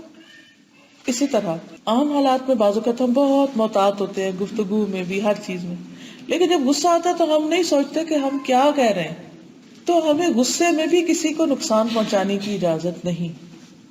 پھر اسی طرح یہاں تک منع کیا گیا ہے کہ اگر کسی کے پاس کوئی اسلحہ ہے، اسلحہ تو چھوڑے، جیسے گھر میں چھری ہے، آپ چھری استعمال کرتے ہیں، تو بعض اوقات کیا ہوتا ہے کہ دوسرا کہتا ہے کہ ذرا مجھے چھری پکڑا دو، تو چھری دینے کا طریقہ کیا ہے؟ دستے کی طرف سے پکڑا ہے، شارپ اینڈ جو وہ نیچے کی طرف رکھ، یہ نہیں کہ یہاں سامنے سے اس کو پکڑایا جائے، معلوم نہیں کہاں کو چوکا لگ جائے. اسی طرح اگر کوئی برتن ٹوٹا ہوا ہے تو اس میں کھانا پینا منع ہے، کیونکہ کوئی پتہ نہیں کہاں ہاتھ لگ جائے اور وہ تکلیف ہو جائے. اسی طرح باقی چیزیں بھی. اس سے پتہ یہ چلتا ہے کہ اسلام ہمیں کیئرنگ ایٹیٹیوڈ سکھاتا ہے کہ کیئرنگ ہو جاؤ دوسروں کے لیے، چھوٹی چھوٹی چیزوں میں دوسروں کو اپنی تکلیف سے بچاؤ، اور اس کا احساس خود کرو، نہ کہ دوسرے کو کہنا پڑے کہ پلیز مجھے تنگ نہ کرو. جس کے اندر جتنا تقویٰ ہوگا وہ اتنا ہی زیادہ اس بات کا احساس کرے گا کہ میری ذات سے کسی کا نقصان نہ ہو. پھر اسی طرح جابر کہتے ہیں کہ ایک آدمی تیر لے کے مسجد میں سے گزرا تو اس سے رسول اللہ صلی اللہ علیہ وسلم نے فرمایا تیر کی نوک کا خیال رکھو کہ لے کے تو جا رہے ہو کسی کو لگ نہ جائے، ایکسٹرا کیئرفل ہو. یہ ساری باتیں سن کے آپ کو ایسے نہیں لگ رہا کہ یہ سب کچھ ویسٹ نے آج اپنا لیا ہے، یہ سارے اخلاق، یہ سارے آداب، اور ہم ان چیزوں سے دور ہو گئے. ہمارے اندر اکھڑ پن آ گیا، جہالت آ گئی، اور کسی کی پرواہ نہیں، بس اپنا الو سیدھا کرو، کسی پہ کیا گزرتی ہے اس کا خیال نہیں. تو یہ رویہ انتہائی غلط ہے. یہ کسی مسلمان کی پہچان نہیں ہو سکتی کہ وہ صرف مطلبی ہو، اپنے مطلب سے اس کو غرض، اور دوسرے کی تکلیف کا احساس نہ کرے. اور یہ وہ قسمت تھی جو ابھی میں نے کہی کہ یہ جان بوجھ کے نہیں ہوتی، انجانے میں بعض اوقات کرتے ہیں، لیکن کچھ کام تو انسان جان بوجھ کے بھی کر رہا ہوتا ہے.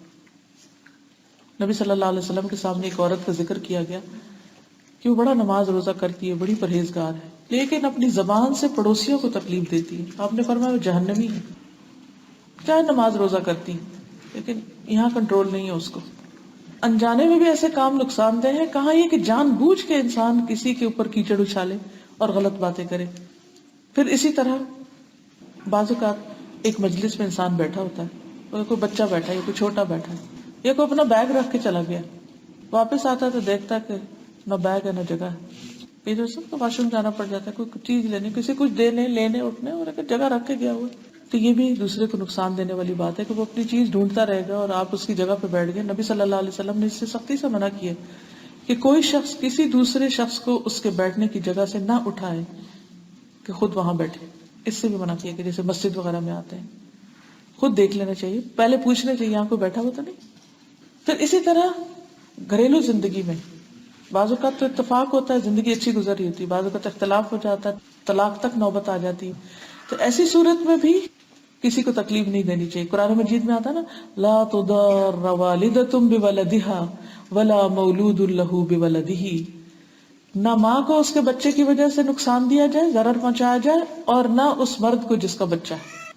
ماں کو نقصان کیا ہے کہ اس کی ممتا کو ایکسپلائٹ کر کے، اس کی ممتا کا سوچ کے کہ ماں ہے نا روئے گی، جیسے بھی ٹرمز اینڈ کنڈیشن رکھ دیں گے یہ مان جائے گی کیونکہ اسے اپنا بچہ چاہیے. اور باپ کے لیے کہ اگر پتا ہے عورت کو کہ مرد کی مجبوری ہے، کوئی اور بچہ سنبھالنے والا نہیں، تو اسی نے سنبھالنا ہے جو جس کو طلاق ہوئی ہے، تو اس صورت میں وہ اس سے ایکسٹرا ڈیمانڈ کریں بچے کا خرچہ وغیرہ. پھر اسی طرح بعض اوقات خاندان انوالو ہو جاتا ہے، جیسے طلاق ہوئی اور بچوں کے بیچ میں جھگڑا ہو گیا، سسرال کہتے ہیں ہم لیں گے، میکے والے کہتے ہیں ہم لیں گے، ایک ادھر کھینچ رہا ہے ایک ادھر کھینچ رہا ہے. اس میں بھی بچوں کی تربیت پر بہت غلط اثر پڑتا ہے. ہم نے دیکھا ہوگا کہ بعض بچے ان کی زندگی حرام ہوتی ہے، ایک ویکینڈ انہوں نے ماں کے پاس گزارنا ہے بائی لا، ایک ویکینڈ باپ کے پاس جانا ہے، اب وہ لینے آ رہا ہے، وہ لینے جا رہا ہے، وہ پہنچا رہا ہے، وہ چھوڑ رہا ہے، اپنی زندگی تو حرام ہے. بچے بھی کہیں کہ نہیں، باپ کے پاس جا کے ماں کی شکایتیں، ماں کے پاس جا کے باپ کی شکایتیں، ان کے اخلاق بھی برباد، ان کی پڑھائی کا بھی نقصان، ان کی ہر چیز کا بھی. تو ایسے میں انسان کو کیا کرنا چاہیے کہ بعض اوقات صرف اپنے جذبات کا خیال نہیں رکھنا چاہیے، اپنے حق سے دستبردار ہو کر بڑے فائدے کو دیکھنا چاہیے کہ بچے کا فائدہ کس میں ہے. اسی طرح بعض لوگوں کو پتہ ہوتا ہے کہ بچے کو اگر ماں سے جدا کر دیا گیا تو ماں بہت زیادہ اذیت میں ہوگی، لیکن وہ جان بوجھ کے ایسا کرتے کہ ٹھیک ہے اس نے نہیں بنا کے رکھی ہمارے بیٹے سے، تو اب ہم بچہ چھین لیں گے، یا بعضوں کا چھین کے غائب ہو جاتے ہیں، دوسرے ملک چلے جاتے ہیں، یا اور اس طرح کے غلط کام کرتے ہیں. اس کے بارے میں بڑی ہی سخت حدیث ہے. رسول اللہ صلی اللہ علیہ وسلم نے فرمایا، جو شخص ماں اور اس کی اولاد کے درمیان تفریق کرتا ہے، ان کو کاٹ کے رکھ دیتا ہے، قیامت کے دن اللہ تعالیٰ اس کے اور اس کے پیاروں کے درمیان فرق ڈال دے گا. یہ صرف چھوٹے بچوں کا نہیں، بڑے ہو کے بھی. بعض عورتوں کی عادت یہ ہوتی ہے کہ وہ شوہروں کو ماں باپ سے بالکل نہیں ملنے دیتی، اور بہت ساری زندگی ترستی رہتی ہے کہ بیٹے کی شکل دیکھی. اینڈ وائس ورسا، بعض لوگ شادی کرتے ہیں اور بیوی پہ پابندی لگا دیتے ہیں، خبردار جو ماں باپ کے گھر گئی. اب وہ سسکتی رہتی ہے، تڑپتی رہتی ہے کہ میں ماں باپ کی بہن بھائیوں کی شکل دیکھوں، لیکن وہ کہتے نہیں جو ہمارا کنٹرول ہے، ہماری حکومت. ایسی صورت میں اللہ سے ڈرنا چاہیے. بعض اوقات مائیں میاں بیوی کے درمیان تفرقہ ڈال دیتی. اب شوہر بیوی میں بہت پیار ہے لیکن ماں بیٹے کے کان بھر رہی ہے، ادھر سے ساس جو ہے وہ بیٹی کے اپنے کے کان بھر رہی ہے. تو یاد رکھیں اگر دو محبت کرنے والوں کے بیچ میں کسی نے تفرقہ ڈالا تو اللہ اس کے پیاروں کے بیچ میں قیامت کے دن فرق ڈال دے گا، ان کو دور کر دے گا. کسی کو حق نہیں کہ دوسرے کے جذبات سے کھیلے، دوسرے کی ویکنیس سے فائدہ اٹھائے. ایک اور بات میں آتا ہے، ایک عورت نے کہا اے اللہ کے رسول صلی اللہ علیہ وسلم، میرا یہ بیٹا میرے پیٹ میں تھا، میرا پیٹ اس کے لیے برتن تھا، میرا سینہ اس کے لیے مشکیزہ تھی، دودھ پلایا میں نے اس کو، میرا دامن اس کے لیے پناہ گارا، بچے ڈر ڈور کے بھاگ کے ماں کے پاس آتے ہیں. اب اس کے باپ نے مجھے طلاق دے دی اور وہ چاہتا ہے کہ اس کو مجھ سے چھین لے، مجھ سے چھیننا چاہتا ہے. تو رسول اللہ صلی اللہ علیہ وسلم نے اس سے فرمایا تو اس کی زیادہ حقدار ہے جب تک کہ دوبارہ نکاح نہ کر لے، یعنی دوسری شادی کرو گی اگر تو اس صورت میں یہ ہے کہ پھر اگر بچوں کا حق متاثر ہو رہا ہے تو پھر باپ زیادہ حقدار ہے کہ وہ لے جائے، ورنہ بچہ تمہارے ساتھ رہے گا. کیونکہ باپ کی نسبت ماں زیادہ بچے کی جدائی کو محسوس کرتی ہے. تو اس شریعت نے اس لیے جب تک بچہ بڑا نہیں ہو جاتا، اپنی چوائس سے باپ کے پاس نہیں جانا چاہتا، اسے ماں کے پاس رہنے کی قانونی طور پر اجازت دی گئی. پھر اسی طرح طلاق کے مسائل میں آپ دیکھیں بعض اوقات یہ ہوتا ہے کہ شوہر صرف اس لیے طلاق نہیں دیتا کہ عورت کو تنگ کرے، صرف تنگ کرنے کے لیے، نہ وہ بساتا ہے اور نہ وہ چھوڑتا ہے. بعض لوگ ایک طلاق دیتے اور پھر اس کے بعد کیا کرتے ہیں، جب عدت ختم ہونے کو آتی تو رجوع کر لیتے تاکہ عورت آزاد نہ ہو سکے اور کہیں اور شادی نہ کر سکے. پھر اسی طرح دوبارہ پھر اسلام نے آگے 3 تک کا بس، یعنی کہ طلاق مرتان، 2 دفعہ بس یہ حق ہے، اور تیسری دفعہ کیا تو عورت خود ہی فارغ ہو جائے گی، پھر تمہارے پاس رجوع کا حق نہیں ہوگا. تو ازدواجی زندگی میں کوئی بھی ایسے فیصلے یا مشورے یا کسی کو اکسانا کہ وہ ایسے کام کرے جس سے دوسرے فریق کو تکلیف پہنچے، ٹارچر ہو، اس کو نقصان ہو، وہ ذرا مزہ تو چکھے، یہ دراصل اپنے ساتھ جاتی اور قیامت کے دن اس کے بارے میں پوچھ ہوگی، حساب لیا جائے گا. ازدواجی زندگی کے علاوہ مالی معاملات، چوری تو بہت بڑی چیز ہے، دھوکہ دے کے کسی کا مال لینا بھی، لیکن مذاق میں بھی کسی کو مال کا نقصان نہیں دے سکتے. مثلا کسی کی کوئی اچھی سی چیز دیکھی تو ہنسی مذاق میں اٹھا لی، اور اگر اس نے مائنڈ کیا تو کہا میں تو تمہارا دل دیکھ رہی تھی، اس کے اس کی اجازت نہیں ہے اسلام میں. سنن نبی داؤد کی روایت ہے، رسول اللہ صلی اللہ علیہ وسلم نے فرمایا تم میں سے کوئی شخص اپنے بھائی کی کوئی چیز ہرگز نہ لے، یعنی کسی کی بھی کوئی چیز رکھی ہوئی ہے تو اجازت نہیں وہاں سے اٹھانے کی، نہ مذاق میں نہ حقیقتاً، اللہ یہ کہ اس سے اجازت لے لے. پھر اسی طرح دوسرے کا حق مارنا. ابن عمر کہتے ہیں نبی صلی اللہ علیہ وسلم نے فرمایا سب سے بڑے گناہ یہ ہیں کہ وہ آدمی جس نے ایک عورت سے شادی کی، پھر اس سے اپنی ضرورت پوری کی اور پھر اس کو طلاق دے دی اور اس کا مال ہڑپ کر لیا. بعض اوقات ایک عورت بہت مالدار ہوتی ہے، لوگوں کو پتہ چل جاتا ہے اس کے پاس بڑا مال ہے، اس کے پاس پراپرٹی، اس کے پاس نیشنلٹی ہے، تو وہ گھر بنانے یا بسانے کے لیے شادی نہیں کرتے، اس عورت کو رکھنے کے لیے نہیں. کس لیے کرتے ہیں؟ اس کی دولت کے پیچھے کہ شادی کر لو اور پھر اس کی پراپرٹی کسی طرح ایکسپلائٹ کر کے اپنے نام لگا اور اس کے بعد اس کی چھٹی کرا دو. کچھ لوگ صرف اور صرف کسی دوسرے ملک کی نیشنلٹی لینے کے لیے نکاح کر لیتے اور جب مطلب پورا ہو گیا تو اس کے بعد بیوی کو فارغ کر دیتے، کک آؤٹ کر دیتے. یہ سب ظلم کی قسمیں. تو نبی صلی اللہ علیہ وسلم نے کیا فرمایا، یہ کبیرہ گناہوں میں سے ہے کہ انسان کسی سے شادی کرے اور پھر اپنی حاجت پوری کر کے اس کو طلاق دے دے اور حق مہر بھی اس کو نہ دے. دوسرا وہ آدمی جس نے کسی کو مزدوری پہ لگایا اور جب اس نے کام کر لیا تو اس کو اجرت نہیں دیتا، چھٹی کرو، اسے کک آؤٹ کر دیا. تیسرا وہ آدمی جس نے کسی چوپائے کو، مویشی جانور کو بلا وجہ قتل کر دیا. مثلا راستے میں جا رہا تھا، گائے چل رہی تھی یا بکریاں چل رہی تھی، تو اسے کہا ذرا میں نشانہ لگا کے دیکھوں کہ میرا نشانہ لگتا کہ نہیں. ایسے کھیل کھیل میں اس کو مار کے چلا گیا. تو اس کی اجازت نہیں، کیونکہ وہ جانور فائدہ مند ہے یا وہ کسی کی ملکیت ہے. یہ سارے نقصان کی قسمیں ایسی ہیں جس کو عقل بھی نقصان کہتی ہے، لیکن بہت سے لوگ سمجھتے ہوئے بھی کہ نقصان ہے، اللہ کا ڈر نہیں ہوتا تو دوسرے کو نقصان پہنچاتے رہتے اور اس کی پرواہ نہیں کرتے. اسی طرح دھوکے سے سامان بیچنا. مثلاً ایک شخص جو تھا وہ غلہ بیچ رہا تھا، تو آپ اس کے پاس سے گزرے تو آپ نے ڈھیر میں ہاتھ ڈالا، جب اندر ہاتھ ڈالا تو اندر سے گیلا گیلا محسوس ہوا، تو پتہ چلا کہ اس نے ملاوٹ کی، اوپر سے بہت اچھا رکھا ہوا اور اندر سے اس نے گیلا. تو آپ نے فرمایا من غش فلیس منا، جو ملاوٹ کرے وہ ہم میں سے نہیں ہے. پھر اسی طرح ایک اور جگہ پر آپ گزرے تو آپ نے انگلیاں ڈالی تو دیکھا کہ وہ تو گیلا ہے اندر سے گلا، تو آپ نے کہا کہ یہ تم نے کیا کیا؟ اس نے کہا یا رسول اللہ صلی اللہ علیہ وسلم یہ تو بارش سے بھیگ گیا تھا. تو آپ نے فرمایا یہ پھر تم اوپر رکھتے، اگر یہ بھیگ گیا تھا تو چھپا کے کیوں رکھا ہوا ہے تاکہ لوگ اس کو دیکھ لیتے. پھر فرمایا جس نے دھوکہ دیا وہ ہم میں سے نہیں. کیوں اوپر رکھتے؟ تاکہ کوئی مرضی ہوتی تو وہ لیتا، نہیں تو نہیں. گیلے گلے کو بیچنے کی ممانعت کیوں ہے؟ کیونکہ وہ بھاری ہو جاتا ہے نا، اس میں پانی شامل ہوتا ہے. سوکھا ہلکا ہوتا ہے تو وہ وزن زیادہ ہو جاتا ہے تو پیسے زیادہ ملتے ہیں. پھر اسی طرح زائد ضرورت چیز روک کے دوسرے کو نقصان دینا. ابو ہریرہ کہتے ہیں کہ رسول اللہ صلی اللہ علیہ وسلم نے فرمایا فالتو پانی سے کسی کو اس غرض سے نہ روکو کہ جو گھاس ضرورت سے زیادہ ہو اسے بھی روک لو. اصل میں یہ ایک خاص کانٹیکس میں حدیث. آپ کو معلوم ہے کہ عرب لوگ جو تھے وہ صحرا نوردی کرتے تھے اور جہاں کہیں پانی ملتا گھاس ملتی وہاں خیمہ لگا لیتے، پھر وہ اپنی ایک ٹیریٹری بنا لیتے تھے، کسی اور کو اس میں آنے نہیں دیتے. اب کوئی قافلہ گزر رہا ہے کوئی اور تو وہ آنے قریب اس لیے دیتے کہ اچھا لوگ پانی لینے آئیں گے تو ان کے جانور گھاس بھی کھا جائیں گے. اب یہ پانی ان کی ذاتی ملکیت نہیں ہے، وہ وقتی طور پہ وہاں رکے ہیں، اللہ نے ان کو دیا ہے اور وہ اسے دوسروں سے روک رہے ہیں. تو اس کو بھی بہت بڑا جرم بتایا گیا.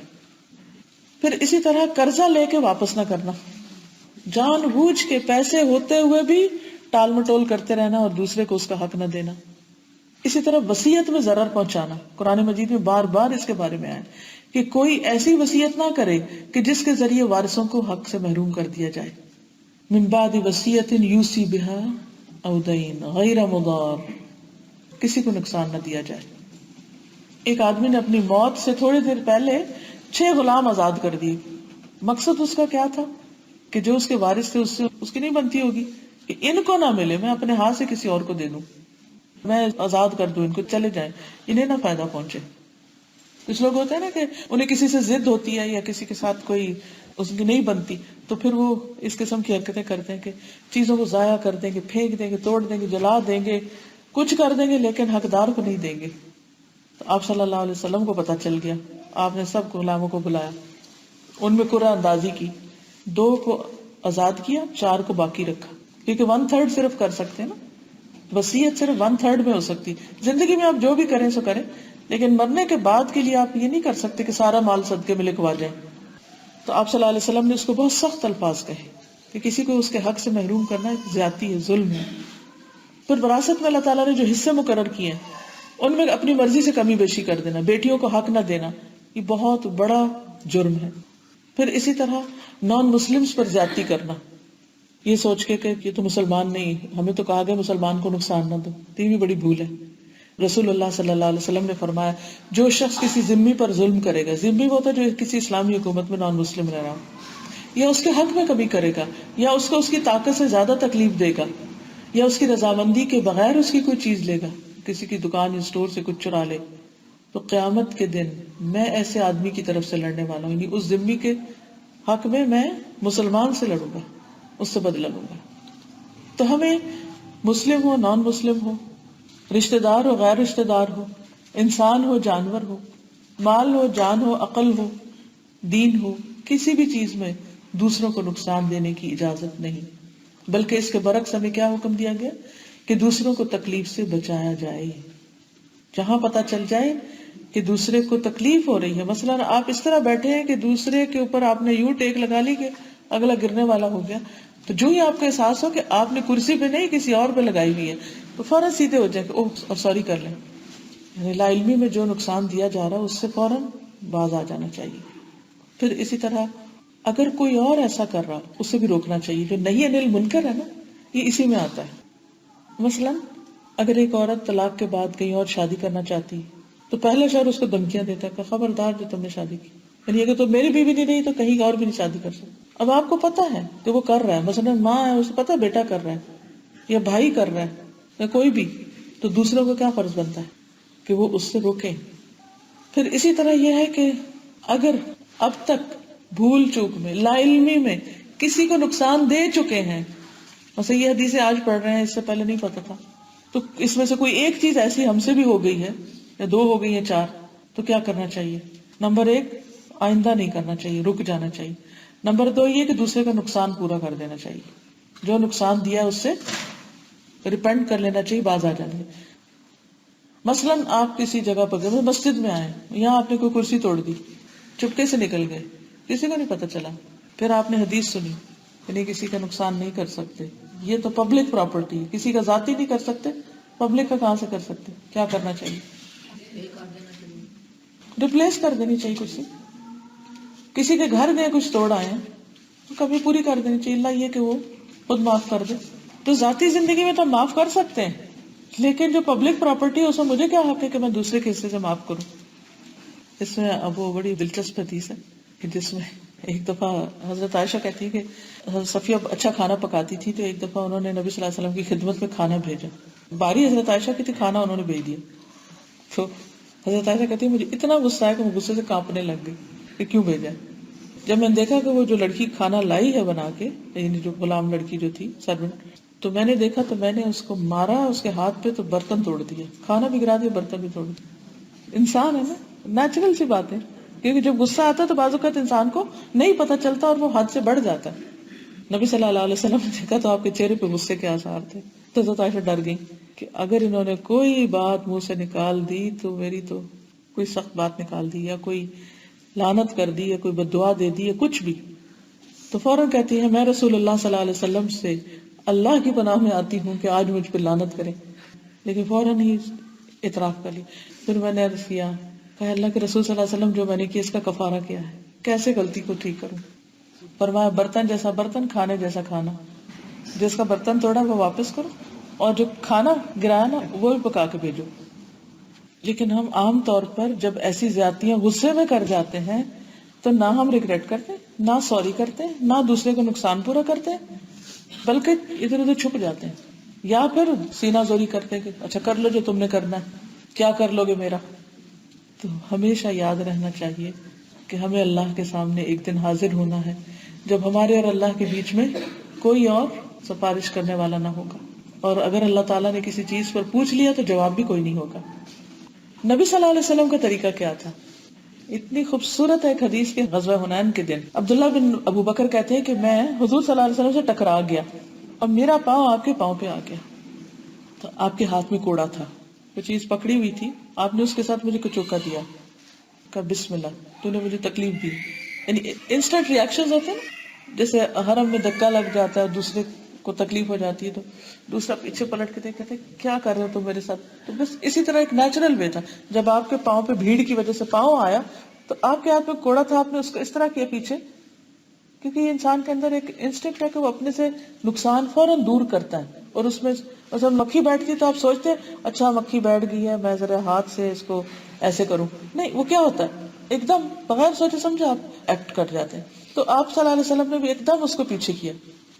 اب وہ کہتے ہیں کہ میں جب واپس آیا تو رات جس طرح مجھ پہ گزری کہ میرے پاؤں میں جوتی بھی بھاری تھی اور میرا پاؤں آپ کے پاؤں پر آ گیا، میں نے آپ کو تکلیف دی۔ ظاہر ہے کسی پیارے کو تکلیف دے کے بندہ کہاں چین میں ہو سکتا ہے۔ کہتے کہ میں نے جس حال میں رات گزاری وہ میرا اللہ ہی جانتا ہے۔ اب ہوا کیا کہ جب صبح ہوئی تو ایک آدمی آواز دے رہا تھا کہ کہاں ہے وہ شخص جس کا پاؤں نبی صلی اللہ علیہ وسلم کے پاؤں پہ آیا تھا۔ وہ کہتے ہیں کہ میں تو اتنا ڈر گیا کہ اب میری شامت آئی، آپ نے بلایا، حاضر ہوا، آپ نے فرمایا کیا میں نے تجھے کوڑے کے ساتھ کچوکا لگایا تھا؟ اس نے کہا جی ہاں اللہ کے رسول صلی اللہ علیہ وسلم۔ تو آپ صلی اللہ علیہ وسلم نے اسے 80 گائے دی اور فرمایا یہ لے لو اس کوڑا لگانے کے بدلے جو میں کل تم کو لگا چکا۔ 80 گائے، یہ ہے اخلاق نبی صلی اللہ علیہ وسلم کا۔ حالانکہ غلطی کس کی تھی؟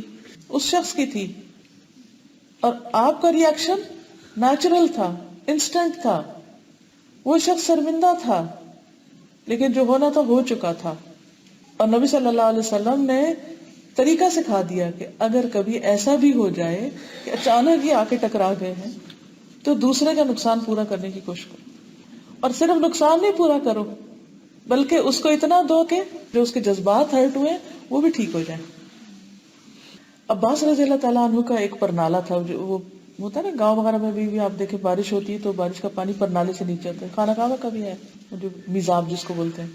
تو ایک دفعہ حضرت عمر رضی اللہ تعالیٰ عنہ جمعے کا خطبہ دینے کے لیے جا رہے تھے، صاف ستھرے کپڑے پہن کے تیار ہو کے. تو اس وقت انہوں نے اپنی چھت پہ کچھ چوزے ذبح کیے حضرت عباس وغیرہ نے. تو وہ چوزوں کا جو خون تھا وہ اس پرنالے سے نیچے ٹپک گیا. اب اتفاق کی بات ہے کہ حضرت عمر گزر رہے ہیں اور وہ خون اوپر ٹپک گیا. اب ان کپڑوں سے وہ خطبہ کیسے دیں؟ اب وہ واپس جاتے ہیں اور جا کے کپڑے تبدیل کر کے آتے ہیں اور لوگوں کو نماز پڑھاتے ہیں. نماز کے بعد حضرت عباس کے پاس آتے ہیں اور حضرت عباس کو کہتے ہیں تم اس پرنالے کو ہٹا دو، یعنی کہ جس کی وجہ سے وہ خون گرا تھا. حضرت عباس کہتے ہیں اللہ کی قسم یہ پرنالہ نبی صلی اللہ علیہ وسلم نے اپنے ہاتھ سے لگایا تھا. تو حضرت عمر نے کہا کہ تم اس کو اس کی جگہ پر ہی لگا دو، اس کو مت اتارو، خواہ انہیں تکلیف بھی پہنچی. یعنی واقعہ سمجھ آ گئی؟ چلا جی. یعنی جس پرنالے سے تکلیف پہنچی تھی اور انہوں نے حکم دے دیا تھا کہ ہٹا دو، جب پتہ چلا کہ نبی صلی اللہ علیہ وسلم کے ہاتھوں سے لگا ہوا، کہا اللہ کی قسم اسی جگہ لگا دو، اس کو ہٹانے کی ضرورت نہیں ہے. تو بعض اوقات کسی جگہ سے ایسی بھی تکلیف پہنچتی ہے جو بس پہنچنے والی چیز سے پہنچ گئی، تو اس کا کفارہ کیا ہے؟ اپنا غصہ یا ذاتی غصہ یا کام میں رکاوٹ، یا اس پر بھی دل اتنا بڑا ہونا چاہیے. اور بعض لوگوں کے احترام میں کچھ چیزیں ایسی ہوتی ہیں کہ جن کی وجہ سے انسان اپنے نقصان کو بہت حقیر سمجھتا ہے. پھر اسی طرح زبان سے اگر اذیت دے دے کسی کو، اس پر بھی معافی مانگ لینی چاہیے. ایک دفعہ حضرت ابوبکر اور عمر کے درمیان میں کچھ تکرار ہو گئی، تو حضرت ابوبکر اسی حال میں نبی صلی اللہ علیہ وسلم کے پاس آ گئے. تو آپ نے دیکھ کے پہچان لیا، کہتا لگتا ہے کہ کوئی جھگڑا ہو گیا. تو انہوں نے بتایا ہاں میرے اور عمر کے درمیان میں اس طرح ہو گیا. تو نبی صلی اللہ علیہ وسلم ان کو کہنے لگے یا اللہ تو ابوبکر کو معاف کر دے، یا اللہ ابوبکر کو معاف کر دے، یا اللہ ابوبکر کو معاف کر دے. یہ نہیں کہا کہ اچھا میں چلتا ہوں اور میں عمر کو ایسے کہتا ہوں ویسے کہتا نہیں. بچے بھی ہوتے ہیں نا جیسے لڑ جھگڑ کے آپ کے پاس آتے ہیں، تو اس وقت بھی کیا کرنا چاہیے؟ اس آنے والے کو، دکھی کو، غمگین غمزدہ کو دعائیں دے دیں اور آپس کی صلح صفائی کرا دیں. آگ بھڑکانی نہیں چاہیے دوستوں کے درمیان میں، تعلقات خراب نہیں کرنے چاہیے، بلکہ انسان ہے نا، غلطیاں ہوں گی، ایک دوسرے کے ساتھ زیادتیاں ہو جائیں گی، تو اس کو ٹھنڈا کرنے کی کوشش کر لیجیے، نہ کہ ادھر کی سن ادھر لگا، ادھر لگائی بجائی کر جس سے اور زیادہ تکلیف ہو. اسی طرح جنگ بدر میں نبی صلی اللہ علیہ وسلم صحابہ کی صفیں درست کر رہے تھے. تو ایک صحابی تھے جن کا نام سواد تھا، تو وہ سب سے نکلے ہوئے تھے. تو آپ صلی اللہ علیہ وسلم نے ان کو ایک تیر کا کچوکا لگا کے پیچھے کیا. تو کہنے لگے اللہ کے رسول صلی اللہ علیہ وسلم آپ نے مجھے تکلیف دی، میں نے بدلہ لینا ہے، اللہ نے آپ کو حق کے ساتھ مبعوث کیا ہے، مجھے قصاص لینے دیں. آپ نے اپنا کپڑا اٹھایا، کہا لے لو، جہاں تمہیں لگی نا مجھے بھی لگا دو. تو وہ آپ کے جسم کے ساتھ چپک گیا اور چومنے لگا آپ کو. آپ نے فرمایا تجھے کس چیز نے ایسا کرنے پہ آمادہ کیا؟ کہا اے اللہ کے رسول صلی اللہ علیہ وسلم جو کچھ سامنے ہے آپ دیکھ رہے ہیں، یعنی کہ میری محبت ہے، یعنی میں نے مائنڈ نہیں کیا، لیکن اس موقع سے فائدہ اٹھاتے ہوئے میں نے سوچا کہ میری جلد آپ کی جلد کے ساتھ لگ جائے. تو آپ نے میرے لیے خیر و بھلائی کی دعا کی اور فرمایا سواد سیدھے ہو جاؤ، یعنی صف میں برابر رہو.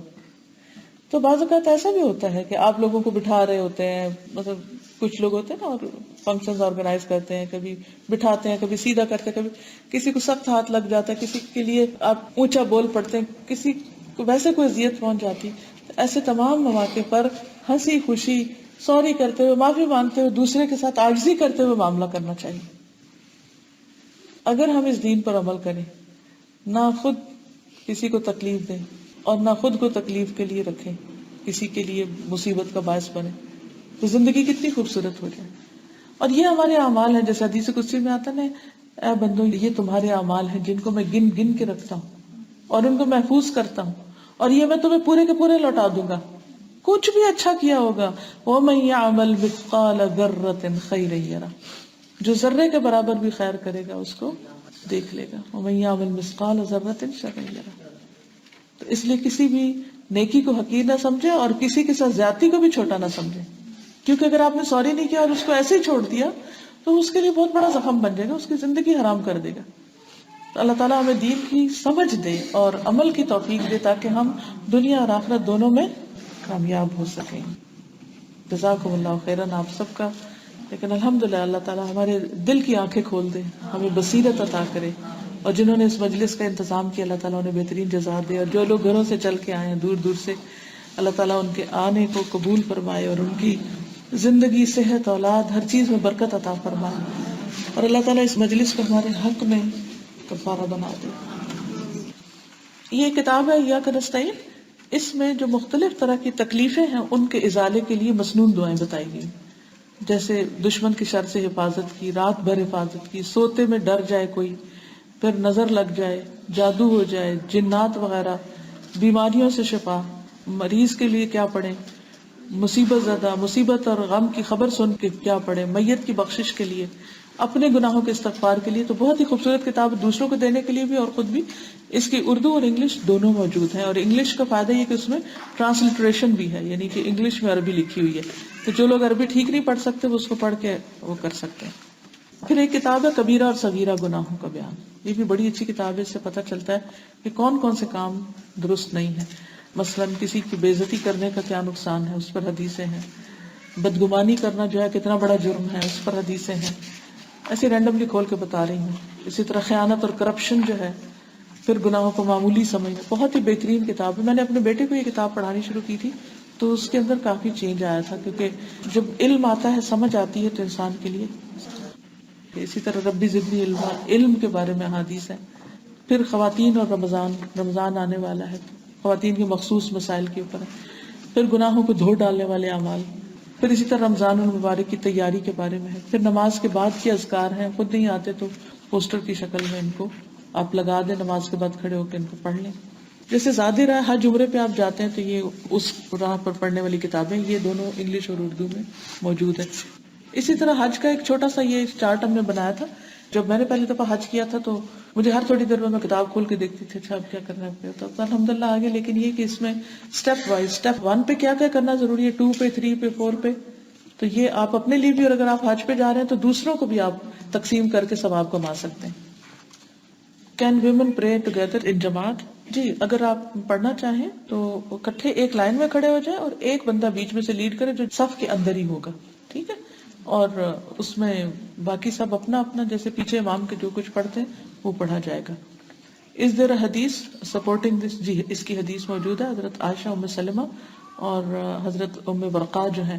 اگر آپ کے پاس نواز نبوی کتاب ہو تو اس کے اندر یہ روایات لکھی ہوئی موجود ہے، اگر کسی کو دلیل چاہیے تو۔